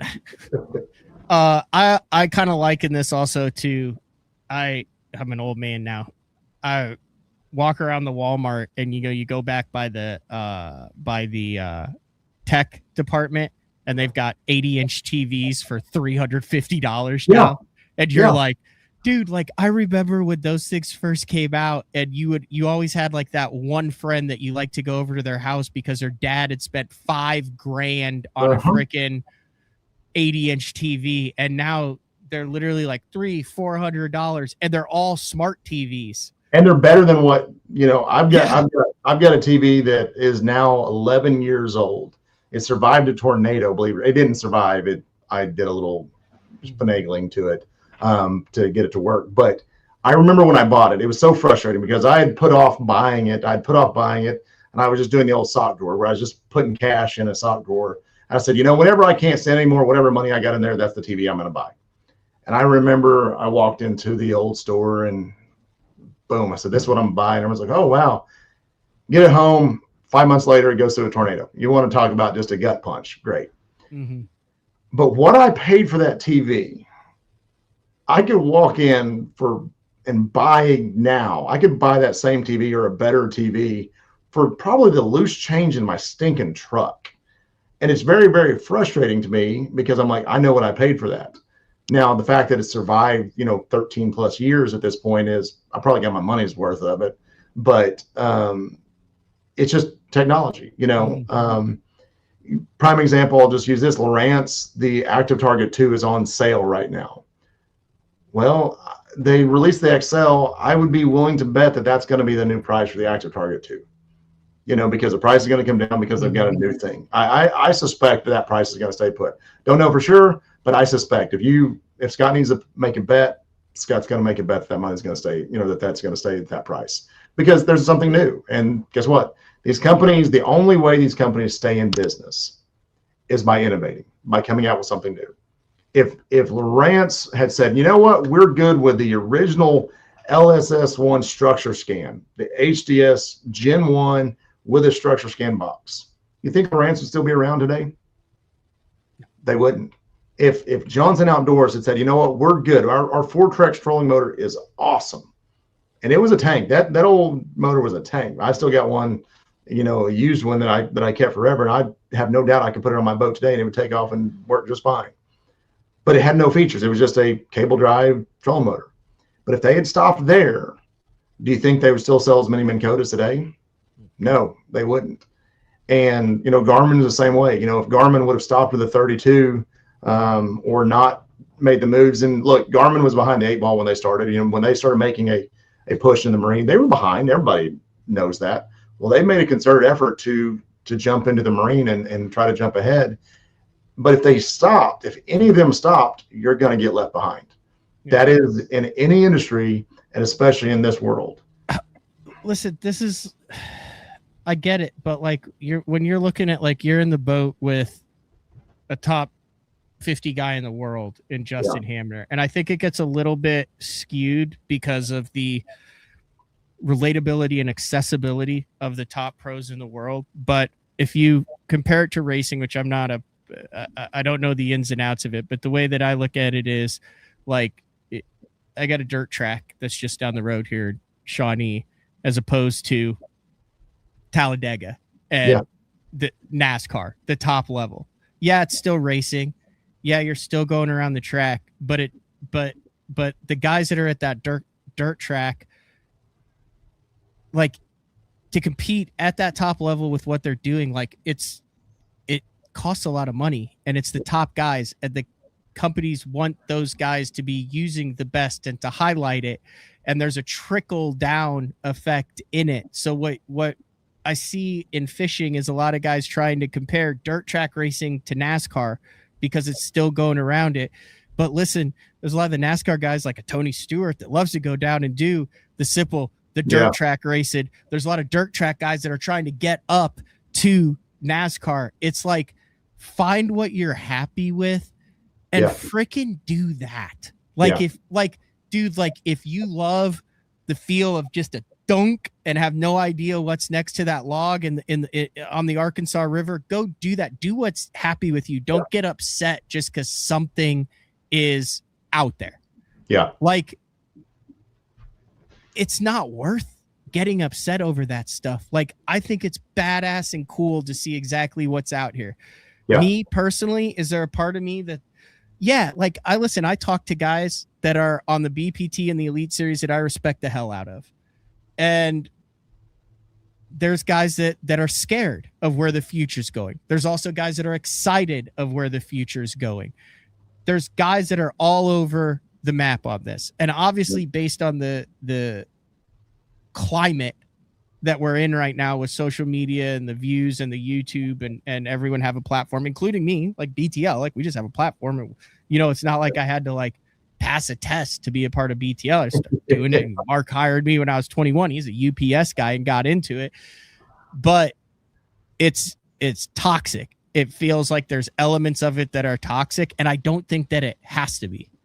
Yeah. At all. Like, I don't think that the technology itself is bad or toxic. Like, what's interesting is what the organizations will do with it, how it will go down the map, and they'll cross that bridge when they get there. But in every other sport that has involved technology, you have seen that transition and are seeing that transition as well. I mean, look at the technology changes and jumps in college baseball when it comes to the aluminum bat and the 5 and the 8 ounce drops and the Easton synergies that came out and the side cores and the stuff where they set all the records back in the year, and then they went back and adjusted it, and then they had record lows. And then I haven't I watch a lot of weird stuff, Scott. And now you have a race. You have a race of bat companies and smaller bat companies that are now competing with the bigger ones because they're able to create a product that circumnavigates the test, that makes it legal, but still has its same pop, to where you're seeing ball speeds of 120 miles off the bat, whereas, you know, it's illegal and it passes the test, but the average one is 105 miles off the bat. And it's in every single thing that you're looking at. Look at the hockey stick industry now. I mean, if you want to be competitive in a composite hockey stick, it's a $300 to $350 stick. When those Synergies first came out, the Psycors, the Synergy grips, I mean, they were $120 and people went nuts over it in that. I mean, I was still using a freaking wooden Bauer at the time. And, you know, my dad was like, there ain't no way in hell I'm getting you that. But then, you know, you get up and you get into high school and stuff, then you have it, then you go. Now, you know, then they had the Sidecor technology that had foam in the blade that made it feel more like a wood stick. And then they had a lower kick point in it. And then they start, like, it's that in every single thing. The only reason you're fired up about it right now is because it's in the industry that you love. Like, there's a bunch of hockey dads that are like, my God, I'm going through $8,000 in sticks. And when a defenseman on the other team chops their kid's stick in half, they're having a meltdown on the glass. Yeah. You know, we're at a really interesting spot in the industry, in my opinion. You know, because let's just call a spade a spade. I'm just going to address something that I witnessed. You know, I'm in my 40s, and I'm not in the sunset of my career by any stretch of imagination, but I'm not in the beginning of my career either. I'm kind of in that middle ground, and for me, what I see is this tearing apart of the industry, and I don't like that, because what is the message? What is the actual message? If you're a 40-year-old, a 50-year-old elite series guy, or just average fisherman, what is your message? If you could give one message out there to anybody that's going to listen, what is it? And then what is your message to the younger guys coming up, you know, that are just starting, whether they're going to be tournament guys or not? They're just interested in fishing. What is your message? And if your message is one of negativity and beating them down and telling them they can't catch a fish without technology, you're basically telling that kid, go back inside and play the video. These are the same people that are probably upset that the kid is in there playing video games in his mom's basement. Okay, so for me, let's say I agree with you that it's video game fishing. I'll give you that. If I agree to that, I'd rather them be doing that outside than inside four walls in the dark. Yeah, and I don't think anyone could disagree. There are a lot of, I mean, it is video game fishing. You catch a lot of fish that you would never have the ability to catch, exist, target, put a bait in front of without the technology. You cannot deny that fact. But that's what makes it fun. That I don't go out to go fishing to not catch a fish. I enjoy being on the water, but I go out there to catch fish, and I want to catch as many fish and as big a fish as I possibly can. And guess what? I will catch a bass. I got to fish this weekend. Guess what? I saw a bunch of sand bass around, and I went to work on them, and boy, was it fun! Right? Like, I don't care. I just want to set the hook. Like, let's just fight a fish. So, you know, that's my, you know, to the those of us that have been in it a while. Let's stop with the negativity. Now, to the younger guys, I'm worried about what the future is, because I see a lack of professionalism. I'm just going to call it what it is. I see a lack of professionalism that I'm concerned with. Now, I get it, because if some old talking heads are being negative towards you, I know what I would be at that age. Like, dude, you're not going to talk to me that way. I'm going to do it my way. There needs to be some more of a mentorship, because the future of this industry, whether we like it or not, is these kids, these younger guys. These are the guys that are going to allow us. So if we cut them off, say, hey, you can't go fishing if you're 29 years or older or younger. You cannot go fishing, period. Everything, you think things are expensive now? Wait till you take a whole demographic out of it. Your licenses are going to go through the roof. In the state of Oklahoma, our wildlife department is funded by outdoorsmen, by hunters and fishermen. Those ramp fees that are making boat ramps, those boat ramps are no longer going to be $5 that we gripe about, or $2. It's now $100, because we're taking a demographic out of it. And so I see both sides where I'm like, guys, let's stop. What is the message we're sending?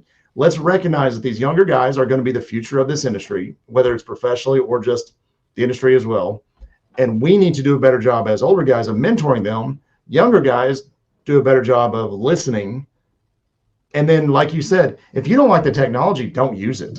Yeah, I'm not getting into any morality, right, wrong, No, whatever issue on this. Like here's what I will say. I cover this 365, 24 hours a day Yep. for decades. Like it's my life. It's not like, oh, I'm clocketed to talking about it. I am just as impressed. This is the honest to God truth. I am just as impressed watching Dylan Nutt shallow scope individual fish off of the bottom in the Bassmaster Classic and getting them to commit. Yeah. I am equally impressed with watching Bill Lowen go down a seemingly endless grass mat and throw a swim jig in it, or Greg Hackney go down a row of bushes and flip in it. And at both times I'm going, my skill set that I currently possess does not allow me to do what Dylan did, and does not allow me to do what Greg Hackney did. Right. That's I'm learning from both. I want to go out and learn from what I watched in the Classic with Dylan, and every time I watch like what Zach Burge or what's going on there, I want to go out and do that as well. Yeah. And that's my whole deal, is like, forget the morality side of it. Just let's go do what you want to do, and let's learn. Because I believe, David, you might not be equally impressed. That's you. We're individuals. There's 5 billion people on earth. That's totally fine with that. Like, we've had a very healthy discussion on the side of it. Like, I am totally good with people who don't like technology. I'm totally good with the guys who, hey, I haven't casted a fish not on live scope over the last 5 years. Where I'm at it, where I have the problem is where you have people that say, you're less of a person, you're less of a human.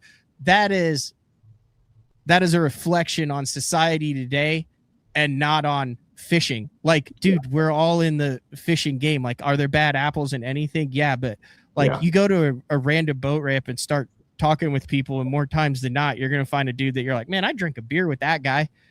Yeah. Yeah. I have phenomenal conversations at boat ramps with guys that are still running like an old hook 5. I mean, literally.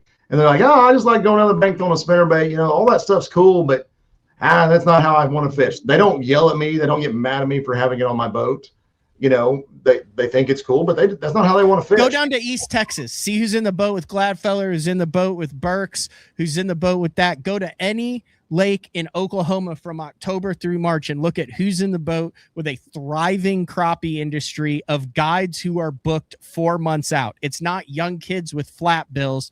It's 50, 65, 70-year-old dudes who are catching every crappie on live scope and having the most fun that they've ever had before. And it's guys who are catching their PBs in the boat with these guys in East Texas and scoping, who are out there because they want to learn the technology and do it. It's a thing that it's a young man. There are a lot of different generations that are enjoying this and catching more. And until you can provide the empirical facts, the science behind it, the study. I literally just spoke at the conservation symposium at the Bassmaster Classic on Saturday morning.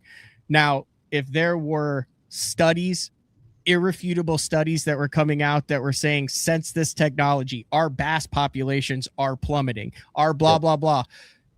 Now you have to look at that. Produce those studies, show those studies. Don't just say that it's hurting it. Don't just say that it's not. Like, show me the facts on it. Otherwise, it's a gut punch reaction. And now you're just projecting your personal feelings on other people who aren't hurting the resource, who aren't hurting the fisher, who aren't doing it, who aren't even minding your own business. You know what I'm saying? Yeah. I'm on a soapbox a little bit here. Well, but you're right. That I have said that. I said the minute that somebody can show me an actual scientific study, because I want fishing to continue. I've just pissed off so many of these guys here. It's funny. No, I wasn't trying to do that, but the reality is, if it is something that is hurting, if this was, hey, we're going to go pour diesel in every lake that I go to, I'm going to just go dump diesel cans. We've got some scientific data that says dieseling lakes is not good. So let's not do that. And the minute that we actually see real studies, and there has not been one produced, if there's one been produced, put it in the link. Let's go. Let's see. Let's see. Not the my buddy knows a guy who knows a guy that says this lake. That's what I get. Well, used to the crappie were in this creek. Now they're not. Dude, we're in a drought in Oklahoma. We're in a drought. Like there are so many environmental factors to what is happening with fish pot. There's a lake that I know very, very well. My buddies used to joke that I had the fish name. That's how well I knew it. I mean, I literally knew down to the minute when I needed to be on a certain spot. That's how consistent those fish were. And that lake is not what it used to be. Why? Well, let me tell you why. Because I was in the prime of that lake. The fish were studs, but they were at the end of their life cycle. Lakes are cyclical. And before LiveScope came out, I saw that lake downturn. I saw that lake going down. And we had years of drought. So guess what? Imagine right now, our spawn's getting ready to get real hot and heavy. We're in a drought. We're absolutely in a drought. Matt, you agree we're in a drought here? Our lakes are lower than what they should be? Absolutely. What happens when these fish go to spawn in their 1 to 5 foot of water? And then all of a sudden in April, we get a bunch of floods. And those fish that were in 5 foot of water are under 12 foot of water. You think we're going to have a successful spawn? No, it's not going to be. There's years we've had bumpers, just bumper crop spawns. Great survivability. And I'm not saying that's the end all be all, but that's one of the factors that goes into what's going on with these lakes. Let's talk about the thing that happened. I'm not going to say the actual name of it, but we all know what we're talking about. Early 20s, you couldn't go to a lake and get in a boat ramp. Forget about the technology, just the sheer number of people. Those fish weren't used to seeing that many people on these crowded lakes. I mean, go to Lake Fork right now. Try to find a 50-yard stretch that doesn't have guys trying to catch them off the nests. Off the nest, or boat arc. The new impoundment there in Texas, right? Good luck getting into the parking lot. Random Wednesday, good luck getting in the parking lot if you're not there like 30 minutes before daylight. And then we're going and sight fishing these fish. Why is no one talking about the detriment of pulling a fish off its bed? And I'm not saying there is or isn't. I'm saying what's the data behind it? What is the data? Let's use data. If you don't want to use the technology, don't use it. Plain and simple, don't use it. Fine, go fishing, enjoy. This is supposed to be fun, guys. For the majority of us that are not going to go fish the Elite Series or that professional level tournament, if we're not having fun, what are we doing? At the end of the day, what are we doing? If your version of fun is you want to come in and, dude, Scott, I want this boat rigged to the hilt. Cool. If you come in and say, Scott, I just want a little 9-inch graph so I can get a little bit of side imaging and, a little bit of navigation. Cool. Go get it. I will sell you both. I will install. I'll teach you how to use both. At the end of the day, it's about experiences and having fun. Like I'm just sorry. There's my soapbox. Like there's a lot of drama in this industry that I don't understand. I flat don't understand. Why are we mad at something, an inanimate object? Like, whoa. Now you're talking about using data, like real life data. That's BS. The only thing that matters are opinions. That's a fact. And listen, I love the opinions as long as we're not taking shots at Right. each other. Yep. As long as we're not doing that, like have a healthy discussion. Scott, you're one of a couple people on Earth. I've got some stuff coming out in the next month that'll probably blow some people's minds. I'm looking forward to it. I'm looking forward to what you're always up to. Just like I'm always up to something, you're always up to something, and I like it. I like when you start, hey Scott, I've got this cool thing coming. I'm looking forward to that for sure. It's booked. It is on the schedule. It is happening, and no one will see it coming. You color me intrigued, sir. Color me intrigued because I'm very, very interested. So this will be fun. All right, now it's time where we're going to talk American politics. No, I'm just kidding. I don't think we should go there. I think we probably are there. So getting back on topic, are there any questions that popped up about the things we talked about that anybody has that I need to address? I want to make. I don't know. I was starring some, and then it took a, as Reckless Kelly would say, a wicked twisted road. Sorry, guys. Reckless Kelly. First one was a wicked twisted. That's Reckless Kelly, isn't it? Yeah. I don't know. That's a great That's a great. Here's what this was one that I said. How much does that 20-degree emanate out? Can you angle it up and down? Was that talking about the Lowrance at the beginning of the show? I'm not sure what he's meaning by that. If we're talking about the 20-degree that cone, was a long time ago. I don't know. I starred like 7 things in the first 20 minutes of the show, and now we're way past that. So if we're talking about the 20-degree cone, that's just the original active target 1 and active target 2 was a 18-degree cone. Gotcha. And the new one is just a 20-degree cone with a 180-degree top to bottom. ETA on deliveries, is it for the spy pole, I'm assuming, hopefully. We're looking the first batch April 1st. So how many I'm going to get, like Garmin confirmed that I've got more on order than anybody in the country, to the point where they actually called me and said, "Are you sure you didn't fat finger this?" And I said, "No, I didn't." I also confirmed that I'm pretty high in the list. If I may be sitting in position 1. I don't know, but I know I'm up there. And then me being me, I also, let's just say I hedged my bets to where I'm going to get a pretty good allocation. So, but the last I saw, and guys, I just give you the information as I get it. It's showing, when I checked with Garmin yesterday in the on my order, like it shows me what the estimated ship date was from them was April 1st, which has moved up. Originally it was April 15th. Now that doesn't mean that I'm going to get 1,000 of them on April 1st. It doesn't. I might get 2. I don't know. I may not get any because the ship that they're on may, I don't know, hit a. I don't want to even put it in the universe because that would be my luck. But Mm-hmm. Spin to Win Strategy said, "Scott, my only complaint is, can you please open an East Coast shop? The drive to Oklahoma and back is rough." Come on, Scott. We're East Coast. What do we consider East Coast? Like, I mean, is it pretty? Mm-hmm.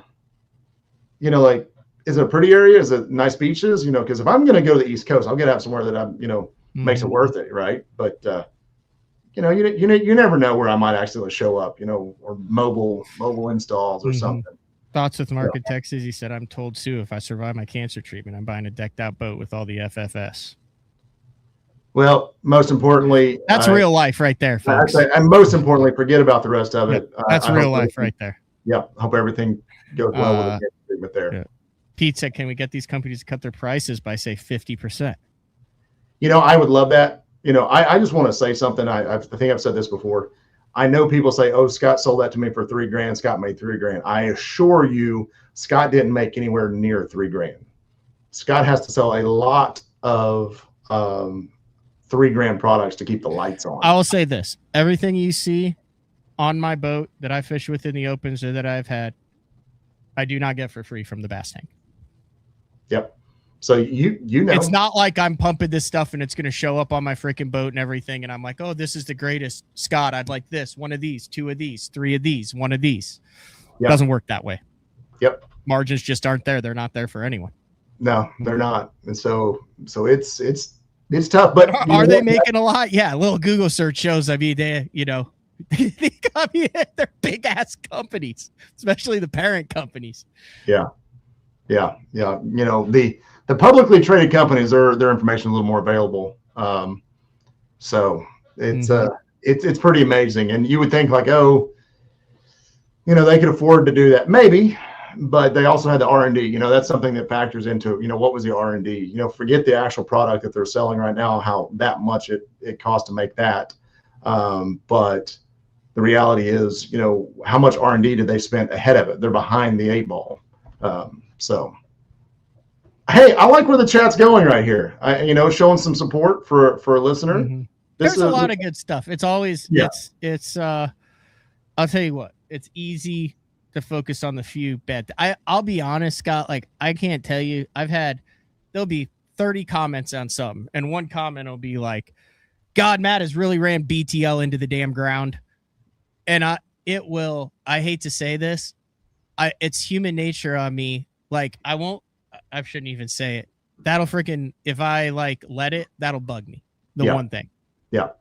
Dude, I get it. Look, that's human nature. It's human nature. I tell people all the time that I am human. We are human. Believe it or not, we are human here at the Bass Tank. And I promise you that I'm going to make a mistake. And I tell my guys, if a mistake is made, the first question I'm going to ask you is the customer negatively affected? And if they are, is the customer okay? And you knew that was coming. You knew it was coming. Well played, sir. I love it. Well played. But, if I make a mistake, even if, I contact the customer, hey, man, this messed up. I actually had one yesterday. Plain and simple, I failed. My shipping guy was on vacation last week. I get back from the Classic, got a guy on vacation. I have to handle shipping as well, which is not my forte. He's really good at it. I got mad respect for him because I'm like, what is happening? Guess what? I failed to get a product out the way I was supposed to. It was a small thing. Customer contacts me yesterday. Mind you, I'm only a day late. But he just reached out, hey, I didn't get a tracking. So I called him. I said, dude, this one's on me. Squarely on me. And it bothered me. Customer's like, oh, no big deal. Thank you for the communication. Not a big deal at all. Just was curious. So customer was totally cool. It ate me up last night. It ate me up that a customer had a bad experience, right? So I get it, man. Like, you open. By the way, you opened this. You should not. Oh, hey, I will hard sell something at the Bass Tank. Uh-oh. I came in. I have no idea what this is, by the way. I came in and bought the. I got a deal on it, but I came in and bought the entire system of Bubba. Oh yeah, Bubba system. Yep. Should have done it the last 3 years. I told you. I told you. The highest end one with the cull tags, with the deal. Like, I spent 30 minutes. I sat down. I set the thing up. I set it to the 5 fish to automatically cull. I got the cull bubbles that go with it that tell me what number and color. Yep. I turn it on. I have probably wasted 3 hours of my life in tournaments. More than that, I probably wasted an entire tournament day over the past 3 years not using it culling. Yeah. Like one of the fastest ways to burn time, to lose time in a day, is when you go to cull. If you don't have, to be effectively culling, and like that's why I only catch 5 fish in a tournament. That way I don't have to cull. I'm like, yep, this is what it is. Forward facing, you catch every fish in the lake, so you have to cull a lot. Remember, that's Scott? true. That's true. I forget about that. Yeah, if you see it, you got it. You jump in the boat, yeah, so that, go to thebasstank.com. It's not, I mean, I will straight up say, I would prefer, and Scott would prefer, if you purchase these items from the Bass Tank. I would. But just as a general tournament fishing hack, the Bubba Pro Series Smart Fish Scale, and a combination with the Bubba culling indicator set, and a rechargeable battery, so you're in 60, 80, 220, you're in about $300. Yeah, you will not regret that. Now, I haven't tried the other stuff because Gamakatsu and Spro and all that make it, but I had this little smart fish scale at 69. I liked it, but not, I mean, it's like this, if you're just looking for like the weight of a fish, 10 out of 10. If you're looking to actually like cull and do stuff, this is a 10 out of 10. Watch the freaking reviews on how to do it. Like you can set it up for 5 fish, and then literally, like, when I know this is old news, this is me being an old man and not have done this, but when you catch your 6th fish, it automatically changes it and tells you what color to cull, and you hit one button and then it automatically updates your total weight, and then you go and you grab the blue one, which is number 2, which I remember. Boom, now number 2 has that on it. You never have a fish that leaves a live well, and you spend 5 seconds out of your day. Yep. It is, but it helps to have that the cull deals, and I like the cull deals. I haven't had them come off. They haven't broken yet. Like, I'm a couple months in. Ledoux is doing the same system. Yes, I know I'm ancient. I'm just saying, if there are other people like me. Yeah. Well, and Bubba's been out for a while, but I don't know that everyone fully understands the evolution, because they had the Bubba knife and the Bubba scale, but I don't know that people fully grasp that it's kind of a system that can work well together. Let's be more efficient. Like, at the end of the day, I'm going to use a KVD reference here, if I might. One thing, KVD was a phenomenal fisherman, but if you ever watched him, if you ever got to be around him and watch him fish, do you know why he beat people a lot of times because in an average day, a guy may make 1,500 casts. KBD made 10,000 casts. It's the same as Drew Gill, Scott. It's exactly what Drew Gill's gained. It's efficiency to put your bait in front of the most active fish. So exactly. And so in a tournament day or just a fun fishing day, think about wasted time, and I talk about this, like, there's certain lakes that have long, I want to go in this creek arm, but there's a no wake buoy at the front. The whole thing is an idle. Mm-hmm. Well, with our trolling motors now, any of them, and I don't care what brand, I've got a remote, and if they're connected to my graph, I can set a waypoint and say, take me there. So your trolling motor is cruise along, and by the way, they go about as fast as the motor is in idle. And I'm not telling you not to pay attention. First and foremost, motor safety is paramount, even on the trolling motor. But imagine me right there while I'm idling, I'm no waking to the front of that. I could do some reties. That might save me 5-10 minutes, as opposed to retie and then idle out. I could retie while I'm doing that. I could eat a sandwich because, hey, it's a good idea to eat when you're on the water so you can actually think clearly. But those if I do that 6 times, I just got 30 minutes of my day back. That's a lot of fish I can put a bait in front of in 30 minutes. So the efficiency, anywhere I can be more efficient, and literally you don't think about the culling side of it being efficient, but I'm going to tell you right now, it's one of the hardest things that I had to come up with because my brain works a certain way. I'm like, well, it's got to be this. It's got to be this. Well, now I'm going to do it this way. Then I'm like, I've got to start over. I'm going to recount all these fish. That was annoying. So then you have something like this, like, cool, I push a button. And it's just another aspect of making life easier. And one thing that, as I've gotten older, I'm going to tell you, if something can make my life easier, not that I'm lazy, but I'm going to do it most likely. Just, I have more fun that way. I feel like I've got less time than I've ever had. And so if I can be more efficient to multiply that time, I'm going to do that. Did you see that last comment that I just flashed up there? I missed it. Was it the lifetime? I'm going to break the internet. That's my goal. Just 5 seconds.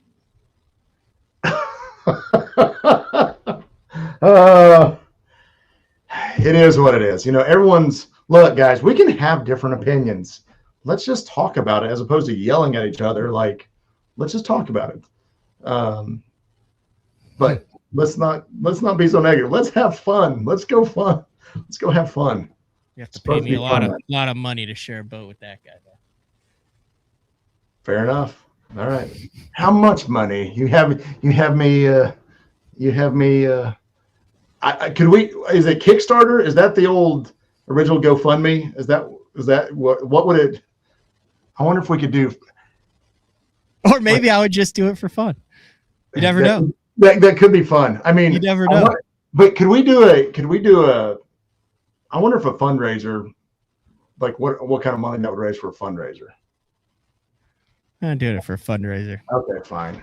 I'm just thinking because I want to see it. I'd like to see it. The St. Jude shirts will be out this week. Okay, there you go. There's your fundraiser. 100%. If you also want to fish a tournament, the St. Jude BTL for St. Jude tournament, like he said $5. Super chat. Thank you. I love it. That one. Him and is it Money Bass? He's a dude who does he's got a YouTube channel. He jumps on every now and then. Good dude. Yeah. So did he just send you $5? Yeah, that's how that worked, to the super chat. And now that I mean, like, officially, I mean, like, I get $5 for that. Yeah. There was a time and place where I was not getting the $5 for that. Yeah. Right on. All right. You're growing up in the world. There may be talking to those guys. You never know. There may not be. I think respectfully saying there's no talking to them is absolutely going to be a self-fulfilling prophecy.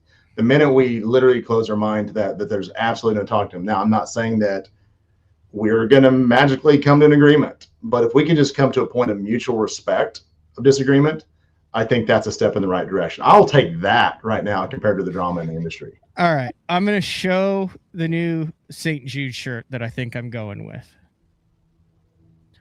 And it's different than the previous ones. And I've gotten mixed reviews on it.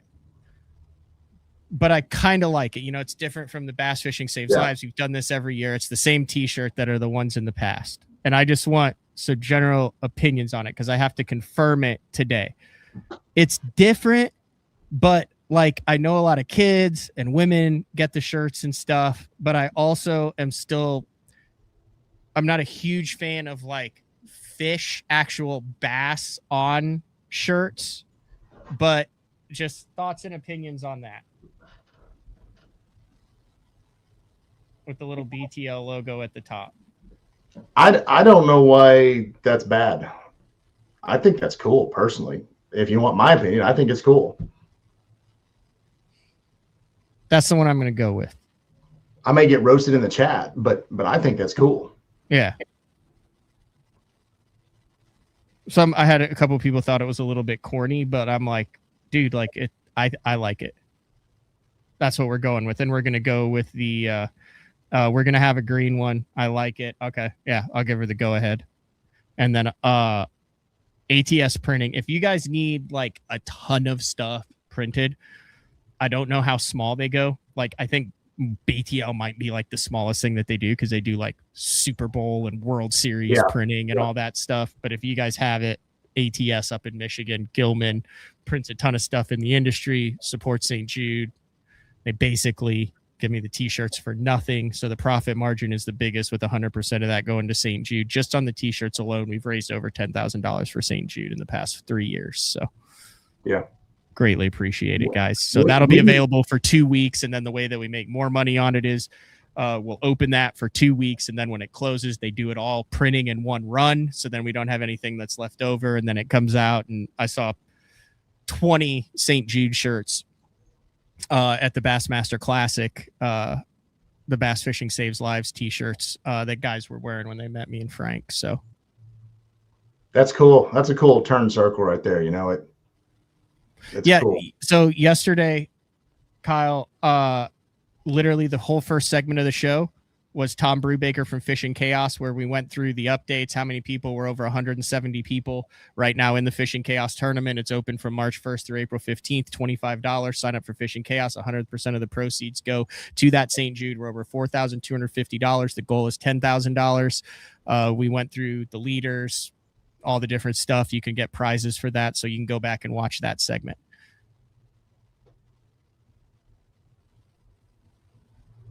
There you go. I forgot to measure my fish at Kanawha. I should have measured them because Ledoux put a 26-inch bump board in there. And then you I was so freaking pumped that we were catching so many big ones that I didn't measure it. And they were all post spawn too. So they were probably all like 23, 24 inches, not 24. They're probably 21 to 22 and a half inches long. Now that I measure fish and run an online tournament with Fishing Chaos, I understand how long bass are. So when a kayaker gets on and he's like, look at this beauty 23 incher, I'm not just like nerd. Now I'm like, oh, that's a hell of a specimen. That's a damn nice fish, son. 23 incher. Hell yeah. I don't even know you anymore, Matt. I don't even know you. It's funny when you go up north and people talk about, they're talking about fishing inches, and I'm like, I'm having to do the math in my head. I'm like, yeah, the Crappie Chronicles do that with their crappie. Oh yeah, we got done eating 2 pounds of cheese curds and slamming some lining kugels. And then we caught a 15 3/4 inch crappie. I'm like, cool. Did you put it on a scale? Yeah. I don't know. I mean, I get it on fish like a walleye or a pike, those. Hell yeah. Scope Goat's in the comments. Oh, dang. Dude, he was he had what, he dominated that deal at Santee. And then he had a Yoda the next week in Florida, where he's from. And the dude stayed in a part of the chain that had cell service to do a BTL. And I basically was like, no, I'll get you on after. And he's like, no, I'm doing BTL. I'll fish in this neck of the woods until the show's over. That's commitment right there. You talk about the younger generation there. Like, I got Dylan Nutt on tomorrow and stuff, but like just to respond and take advantage, make a career out of it. Like, hats off. I'm a fan of the Scope Goat. I was supposed to grab a Scope Goat hat at the Classic, but what I'm gonna end up having to do is send him a BTL hat. I don't know if you can put a Barks. This is, for the record, this is a Barks root beer, people. I'll have to send him a koozie and a hat and trade him for his Scope Goat hat. Did you see his hats? No. Dude, you need one of these. Okay. I don't know if he's selling them. I think he was giving them away at the Classic. I'll trade. I don't know if he's interested in a Bass Tank hat or not, but I'll trade him. Scope Goat, if you're still listening, hit me up. I'll trade you a hat for hat, bro. There it is right here. I think he's probably got it on. He's got to have it on here.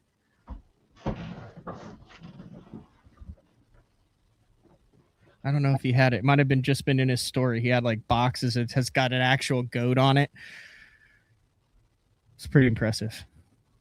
Hey, I've got to tell you this story, by the way. This is just a side little fun fact. It was a fun story. It gave me I don't want to say sense of pride, but it made me happy, right? So I'm driving down the road and this truck rolls up on me hard. It's dark and I'm like, oh boy, what's going on? And I turn on to the main street of this town and this truck rolls up hard to the side of me and slows down. I'm like, did I do something goofy? What's going on? I look over and this kid is looking at me. He's like, dude, I love your boat. I love the Bass Tank, whatever. I'm like, this is a 12-year-old kid. He knows who we are. That's awesome. His dad was in there and his dad was a customer. I recognized him once I saw it. And so we're driving. Now, mind you, we're slow rolling, kind of talking down this side street, basically, and not violating any laws, by the way. And the kid's sitting there and I said, hey, dude, I've got a hat. I remember I had one hat in the backseat of my truck. I said, dude, do you want a hat? And he was like, yeah, that'd be so cool. So slow rolling, we come to, technically we're still easing forward, but we basically came to a stop. And it was kind of one of those calls where safely we handed it out the window, and it was just cool because, kids are the future. And that was kind of my whole point before was, these kids are the future. And I love seeing them involved. And it's really cool that, quite frankly, I'm just a dude from the sticks. And so when I go somewhere and I get recognized, I'm like, why do you recognize me? Like, what? I'm a nobody. Why are you recognizing me? And so it's really cool when kids recognize the hard work you put in to build a brand, to build a company, and they recognize, they follow your stuff and they recognize you out. Like, it's really cool. And then just see their excitement when you just give them a hat. It's just poison them with your forward-facing technology. I didn't even talk about forward-facing. I just gave him a poison hat. Them. He was probably already poisoned. Probably had an iPhone in his hand anyway. Unbelievable, Scott. I know. I do what I can. Audacity. I was rolling down the road, the highway the other day. I'm not trying to one up your story, but I had something similar that someone introduced. This was kind of badass though. And this crotch rocket goes past me at like 90, and I'm going like 75. And then all of a sudden you hear, and he slows down, and then he slows down back, and he gets even with me. Well, now I'm like, please no blowouts, whatever. And he's like, looks at the whole rig because, it's wrapped and all that. And then he goes, then you hear, and he comes up next to me, and he looks over at me, and he like points at me, and I'm like, is something wrong with my rig or something? So I roll the window down, and he like gestures to the boat and gives it a thumbs up, and then he goes back. And then when he comes back past me, he has no hands on the wheel on his bike. Yeah. He's going 75 and he's going like this, sets the hook as he passes me and starts reeling it in. And I give him the thumbs up. Then he puts both hands back on, pops a freaking wheelie at 75, and then takes off at 90 again. Yeah. I was like, oh my God. BTL neither condones nor it wasn't BTL, it was just the boat. But I was like, okay, that was kind of badass. Yeah. It's cool. It's fun. Being at the Classic, it was fun to get to see people. It's fun to walk around. We didn't have a booth this year, but I feel like I talked just to as many people as I would have if I would have had a booth, from people that were past customers that I got a chance to talk to. I stopped over Bass Cat, ended up talking to 2 or 3 of my customers there. And so that's awesome, Mark, right there. Like, I hope nothing but the best for him right there. But the classic was awesome. Like, it just was awesome to get to see the customers that we talk to every day that no doubt support BTL and support me at the Bass Tank, and I talked to as many customers. I got stuck in the Garmin booth and Garmin left me. They left me. They were done. It was at the end of the day. They're like, "Hey, Scott, turn the units off when you leave." Because I had a customer talking about the spy pole, right? Mm-hmm. And the show was over. They're like, "Hey, we got to go to this dinner." I mean, it wasn't like they abandoned their stuff. I don't want that to be, but you get to sit there and talk to them. It was the end of the show. It was the end of the show. It was literally the end of the show. And trust me, I know what it's like at the end of the show, dude. I'm ready to shut it down and get out of there. And but it was a good classic. I enjoyed it a lot more. Now, getting there was a nightmare. I don't know anybody else that traveled there if they had the same travel problems I did, coming or going. But boy, that was an adventure. It was memorable. Yeah. One of the cool things, and congratulations, I'll have to get him on the show again. Rick Pierce getting into the Bass Fishing Hall of Fame. Yeah. But I had a couple, literally coincidence happened. So I had never been around and I never met him. I still haven't met him, but just parallel with boat people, Earl Bentz in nice person. Yeah. And like the way you see him in the magazines and stuff is how he looks in person. Yeah. Like, he's got like an entourage around him and stuff. We ate at the same place. And one of the guys I ate with, Frank and Trailer Rick, and Trailer Rick at some point had made trailers, or maybe still does, or whatever, for Earl. So they knew him. And then Frank had been with Triton at one point way back in the day. So like Earl knew him and they talked, and I just kind of stood back there and was like, "Oh, that's cool. That's Earl Bentz." And then, the car pulled up, they opened the door, he got in.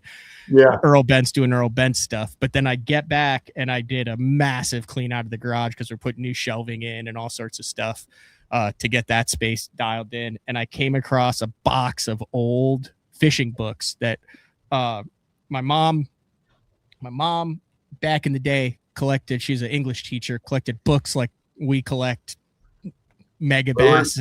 Yeah. Baked. And I came across this, the Bass Boat Bible by Earl Bentz and Don Worth. Wow. Way back in the day, which talks about all the props. But the interesting thing on here is how there's like a whole chapter called Thoughts on Rigging, and it goes through how much money it costs. There's literally like a dollar bill and stuff on that. And then it said, this is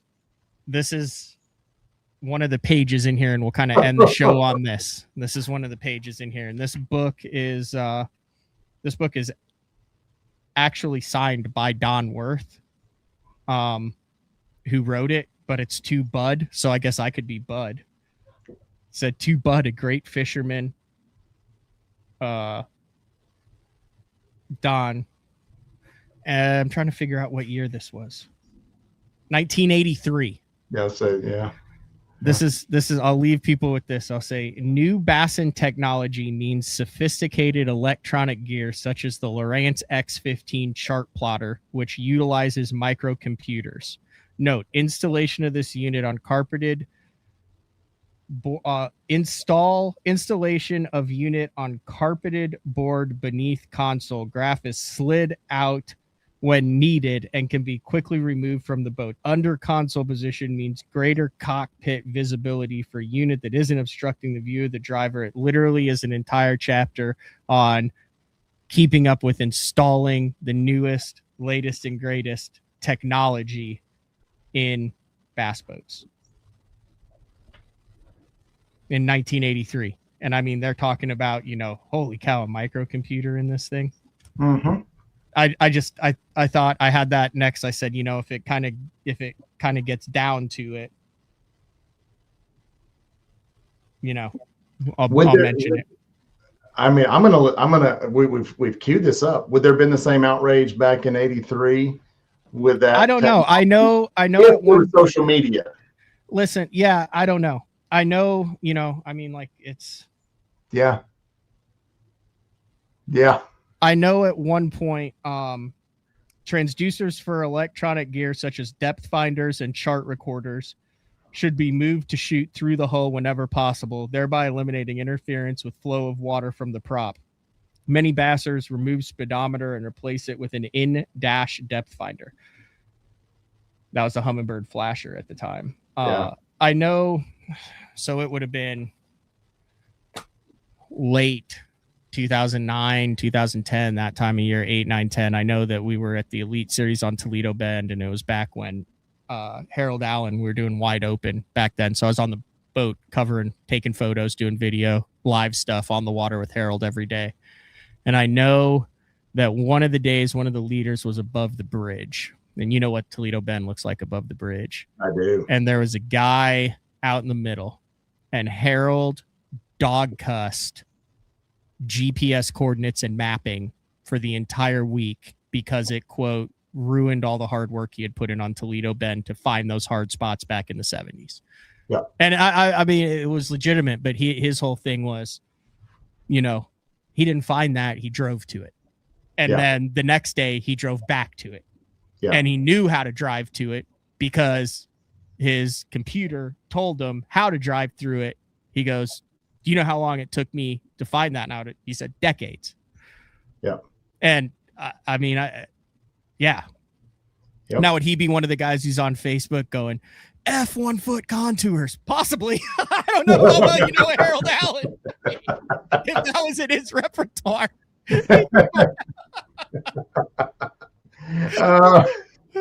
You know, everybody has a line of technology. I've said it once, I'll say it, continue to say it. Everyone's got a line of technology they don't want to cross. And me included. Yep. Me too. Included. Me too. Absolutely. I don't know where that line is though. I know where the line is. I don't know if there's a spot before that line. You know, I'll tell you where it is right now. I'm not a fan. If we start putting VR goggles on our face to fish outside, I'm out. I'm out. Now, am I going to hate on people that do it? I'm going to say, man, that's kind of silly. Now, there's a legitimate safety concern. How many people are going to walk off the deck of their boat because they've got glasses on? But for me, I still enjoy being outside and being able to see my surroundings. I enjoy that. That is my line that I can see right now. Now, is there something between where we are now and that I might say, hey, that's too much? Absolutely. I'm gonna reserve that. But you know, at the end of the day, we're just hating technology because for some reason it's crossed the personal line. You know, because if you hate technology in general, you could go back to chasing fish with your bare hands. Mankind has always had the mind to basically come up with technology to basically try to trick, you know, the animal kingdom. We don't have claws. We don't have very good night vision. We don't have all the things. We don't have the extra sensories. What we have is a mind to be able to reason and basically create technology. A cane pole in itself is still stinking technology. Yeah, I mean, like, I'll tell you. Get back on now. No, it's not a soapbox. We're just talking now. Yeah. So, like, in my mind is, so like there is a line. So, and I'm not comparing the two sports, but I am in a way. So like a 460 cc driver, what your shaft can be made out of, you know, they test the driver faces on that, what your ball can be made out of. You have the standards. So I guess the way that I right now, as of March 24th, 2026, picture it as saying, okay, like if I'm an organization, just like NASCAR did, just like any of these things did, you say, okay, this is our line, and we're going to allow you to tweak within that line. So it might be a new transducer that makes things a little bit cleaner, or a faster processor, or something that makes it easier to understand, but it's not the quantum leap stuff to where it's like, okay, now it allows you to lock on the fish and follow the fish. That's just me personally right now, to where they say, okay, we understand that this is helping you, just like going from the latest and greatest TaylorMade driver obviously helps you from the Persimmons back in the day. Yep. But it also still allows the time on the water, the skill, the natural ability, the technology, and the decision making to come into play. So yeah, your average drive is going to be 300 yards instead of 220 yards, but we're still but this is like where our line is. So now, regardless of what it is, you're tweaking it within this. So now the electronics companies are saying, okay, this is our ceiling, and it's our ceiling right now. And I don't know how the USGA or anything works on what does and it isn't allowed, but I mean, they just made the change on the anchored belly putter because of optics. I mean, you could say that the anchored belly putter, you had guys that were totally against it. You have the two-handed bowlers. The bowling association went through for the two-handed bowlers. You're going through urethane balls and plastic balls and different types of balls and things like that and all that.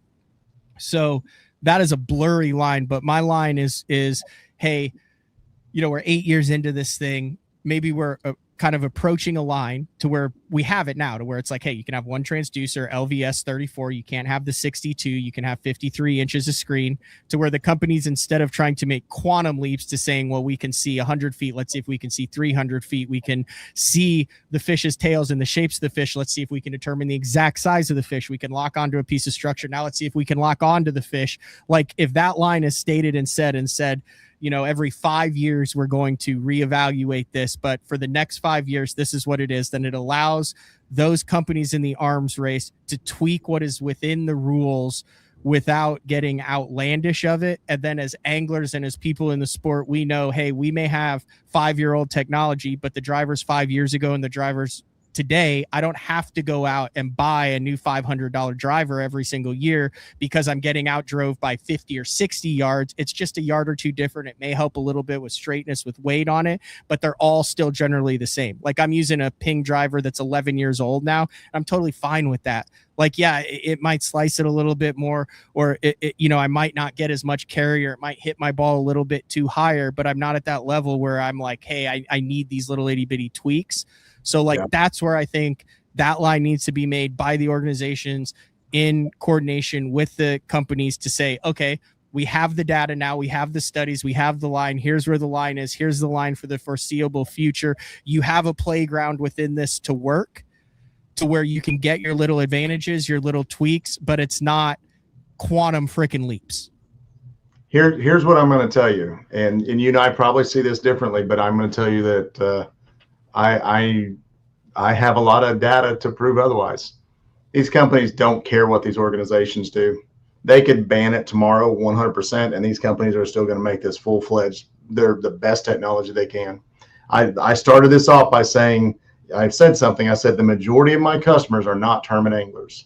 The tournament organizations have very minimal power. Yeah, and that's totally fine. I'm just saying, for the integrity of the sport, make it all. Like, make it all. If there's races literally where it's like, let's see how fast we can make this car. Those aren't the NASCAR races. Right. That exists 100%. I'm talking about within our little bubble, our little ethosphere of tournament fishing, how I, in my head right now, kind of see the healthiest thing for this sport for the next generations. I 100% understand that those companies will make it and will make a profit. And as long as it's legal, and until studies say hey, once this came out, fishing catch rates declined X per hour or whatever, then that impacts me, because that impacts the sport that I love and what I'm doing. I'm talking literally about that tournament fishing. I think that's the smartest, healthiest, most logical way to do it, which involves all of those organizations setting those boundaries, working within those boundaries, and saying, we don't care what's out there. This is what we're saying it is. So we're not out driving the course. We're not that's just in my head of how I see it. And that's totally fine. Like, I get it. Like, I've got no problem with my biggest issue with the rules changes is it seems like it's never consistent. It's always changing. Let's get to something and let's do a 2 or 3 year study. Like it or hate it right now. Let's see. I hope, NPFL is no scope. Guys, keep that. I like that there's an option out there, right? Keep that. Don't go changing it next year. Keep it. It seems to be working for you. Keep it.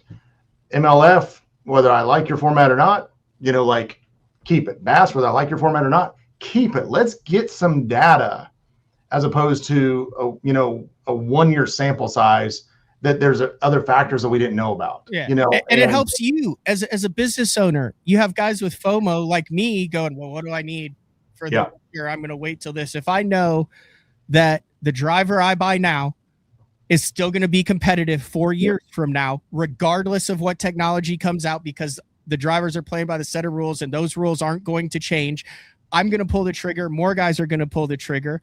Now your investment, instead of going, well, am I going to have to spend $4,000 every single year once they announce the latest and greatest thing? Now you're saying, okay, that's $1,000 a year over the 4 years. And I know even if I've got a guy with a brand new boat that's competing in the same Bassmaster Open or the Bassmaster Elite Series that I'm competing against, yeah, he might have 2026 stuff, but the stuff that I have that's in 2024, that's still functional, that's still working, is still on par with him. It might just be a little bit, just a little tweaks, just a few tweaks, right? It's not a whole new way. Take your personal opinion out of it, but standardizing it for chunks of time, especially if these companies don't care about it, then it's super easy for them about it, because now there's no force. If they don't care about the organizations, there's no reason for the organizations to say, oh, well, we have to keep giving them the latest and greatest stuff because otherwise they'll leave. If they don't care about it, and Chase has been on to say that they're not making decisions based on electronics company sponsorships, then give us a time period to say from 2026 to 2029, this is the technology that you'll be able to use. Listen, we've had the 3-point in now. We're not going to take the 3-point in line out now. We're seeing an influx in younger anglers. Look at who was walking around the Bassmaster Classic. It's definitely a change, but this is a line, and this is what our playing field is going to look like. Go buy those electronics, go learn it, go do it, and you know that it's going to be relevant for years to come. That's my box. I'm with you on that. Because if you look at the technology, about 3 to 4 year cycle is where there's some new thing. Now, whether that's a quantum leap thing or whether that's just an enhancement, the 32 to the 34, 4 years. Active Target 1 was a little bit behind. So, the original 32 release. So Active Target 2 came out a little bit faster, but it's about a 3 to 4 year cycle on that before you see something new. And now, is it something that is, there's only so many things that can come out. Garmin coming out with a spy pole, that is, in the Garmin world, that's innovative. The reality is there's been other things that you could parts and piece together to kind of do a lot of the same things. So it's not totally revolutionary.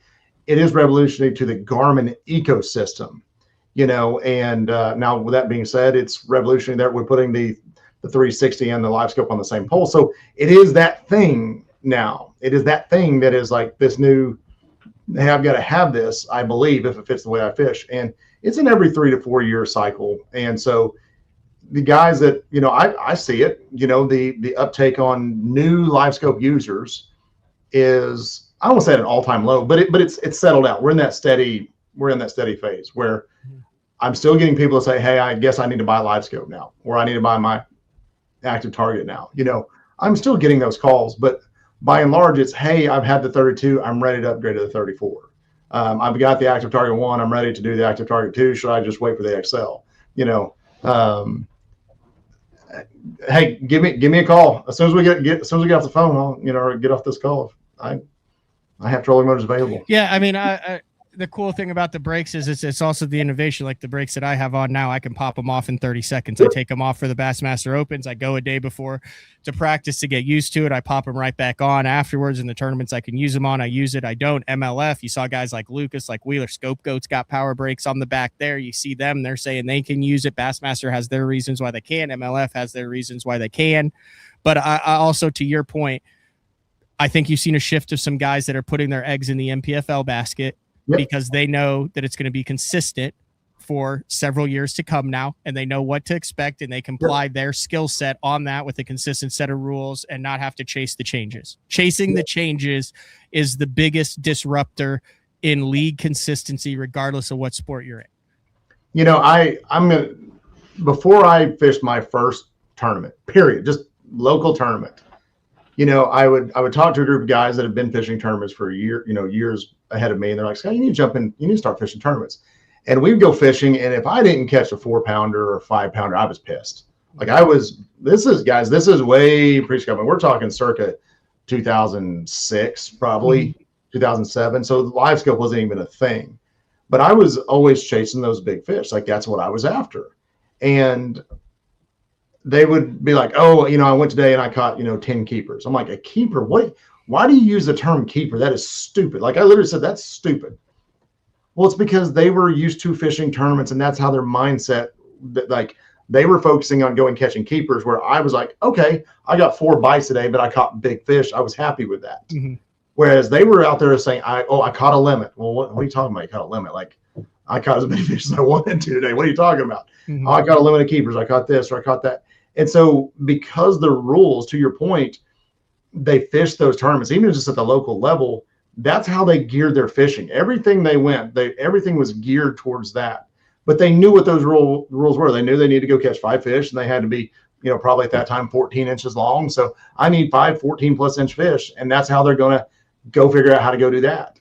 But if all of a sudden, hey, you've got to change everything you're doing to now you've got to go catch 7 18-inch fish just because, for whatever reason, for argument's sake right now you've got to go relearn everything that you're doing. You've got to rebuild your game to go, to your point. So the biggest instability in the sport with MLF after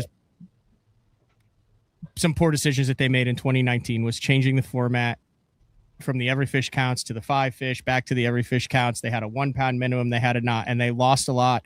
They lost a chunk of guys every single year during that, because they didn't have consistency in their format, and guys lost the belief that they didn't know what was coming, if they would be able to compete or not. And they lost a lot of top tier anglers who went back to bass, because the one thing bass remained consistent was a 5 fish limit, 14 inches, 12 inches, 15, whatever it was. But they knew that they were fishing for 5 bass.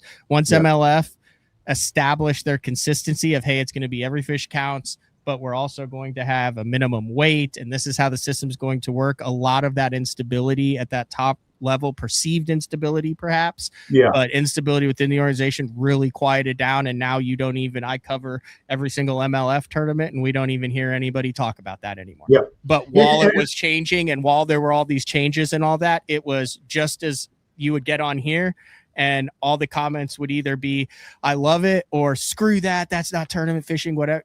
That went away once they established consistency. And this will quiet down and go away once the leagues establish consistency. You don't just like the NPFL, you don't hear them talk about, well, they're not using scope. It's just assumed they've established that consistency. They're in the second year with it. It has gone away on that. MLF has it.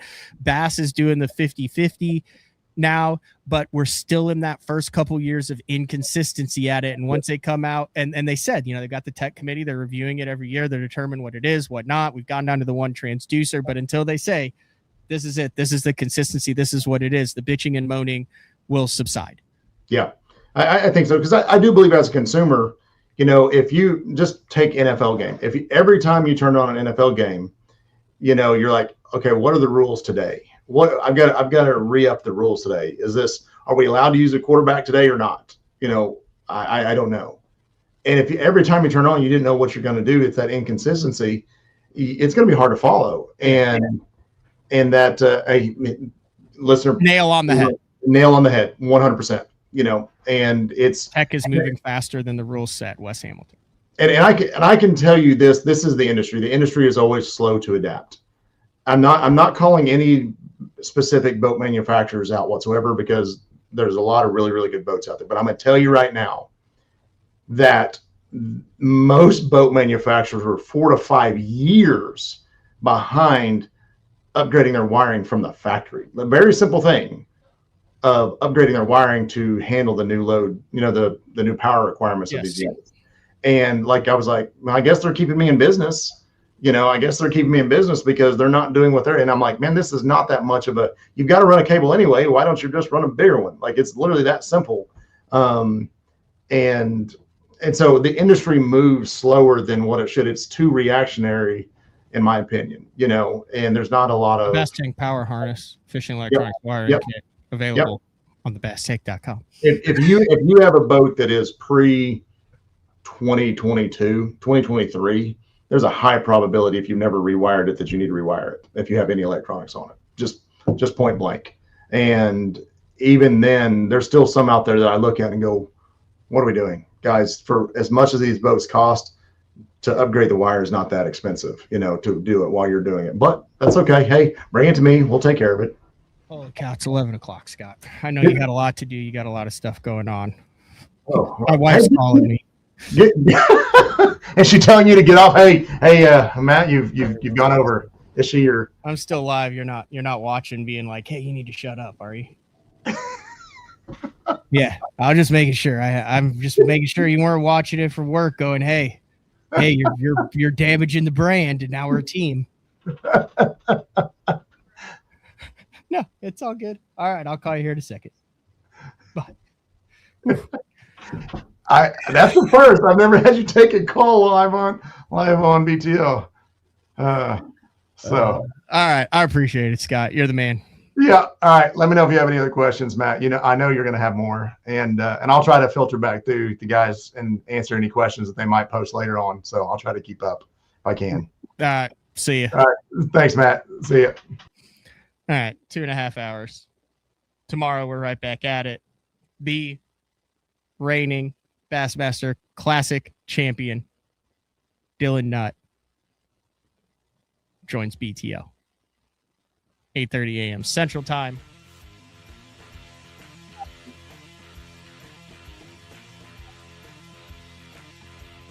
Opinions, well thought out, it works. I'm all for that. Agree, disagree, educated opinions, have at it. I have to wait for the music to start again because we hit it at the end so I can hit it. There it is. All right. This has been another edition of BTL Bass Talk Live. We'll talk to everyone later. See ya.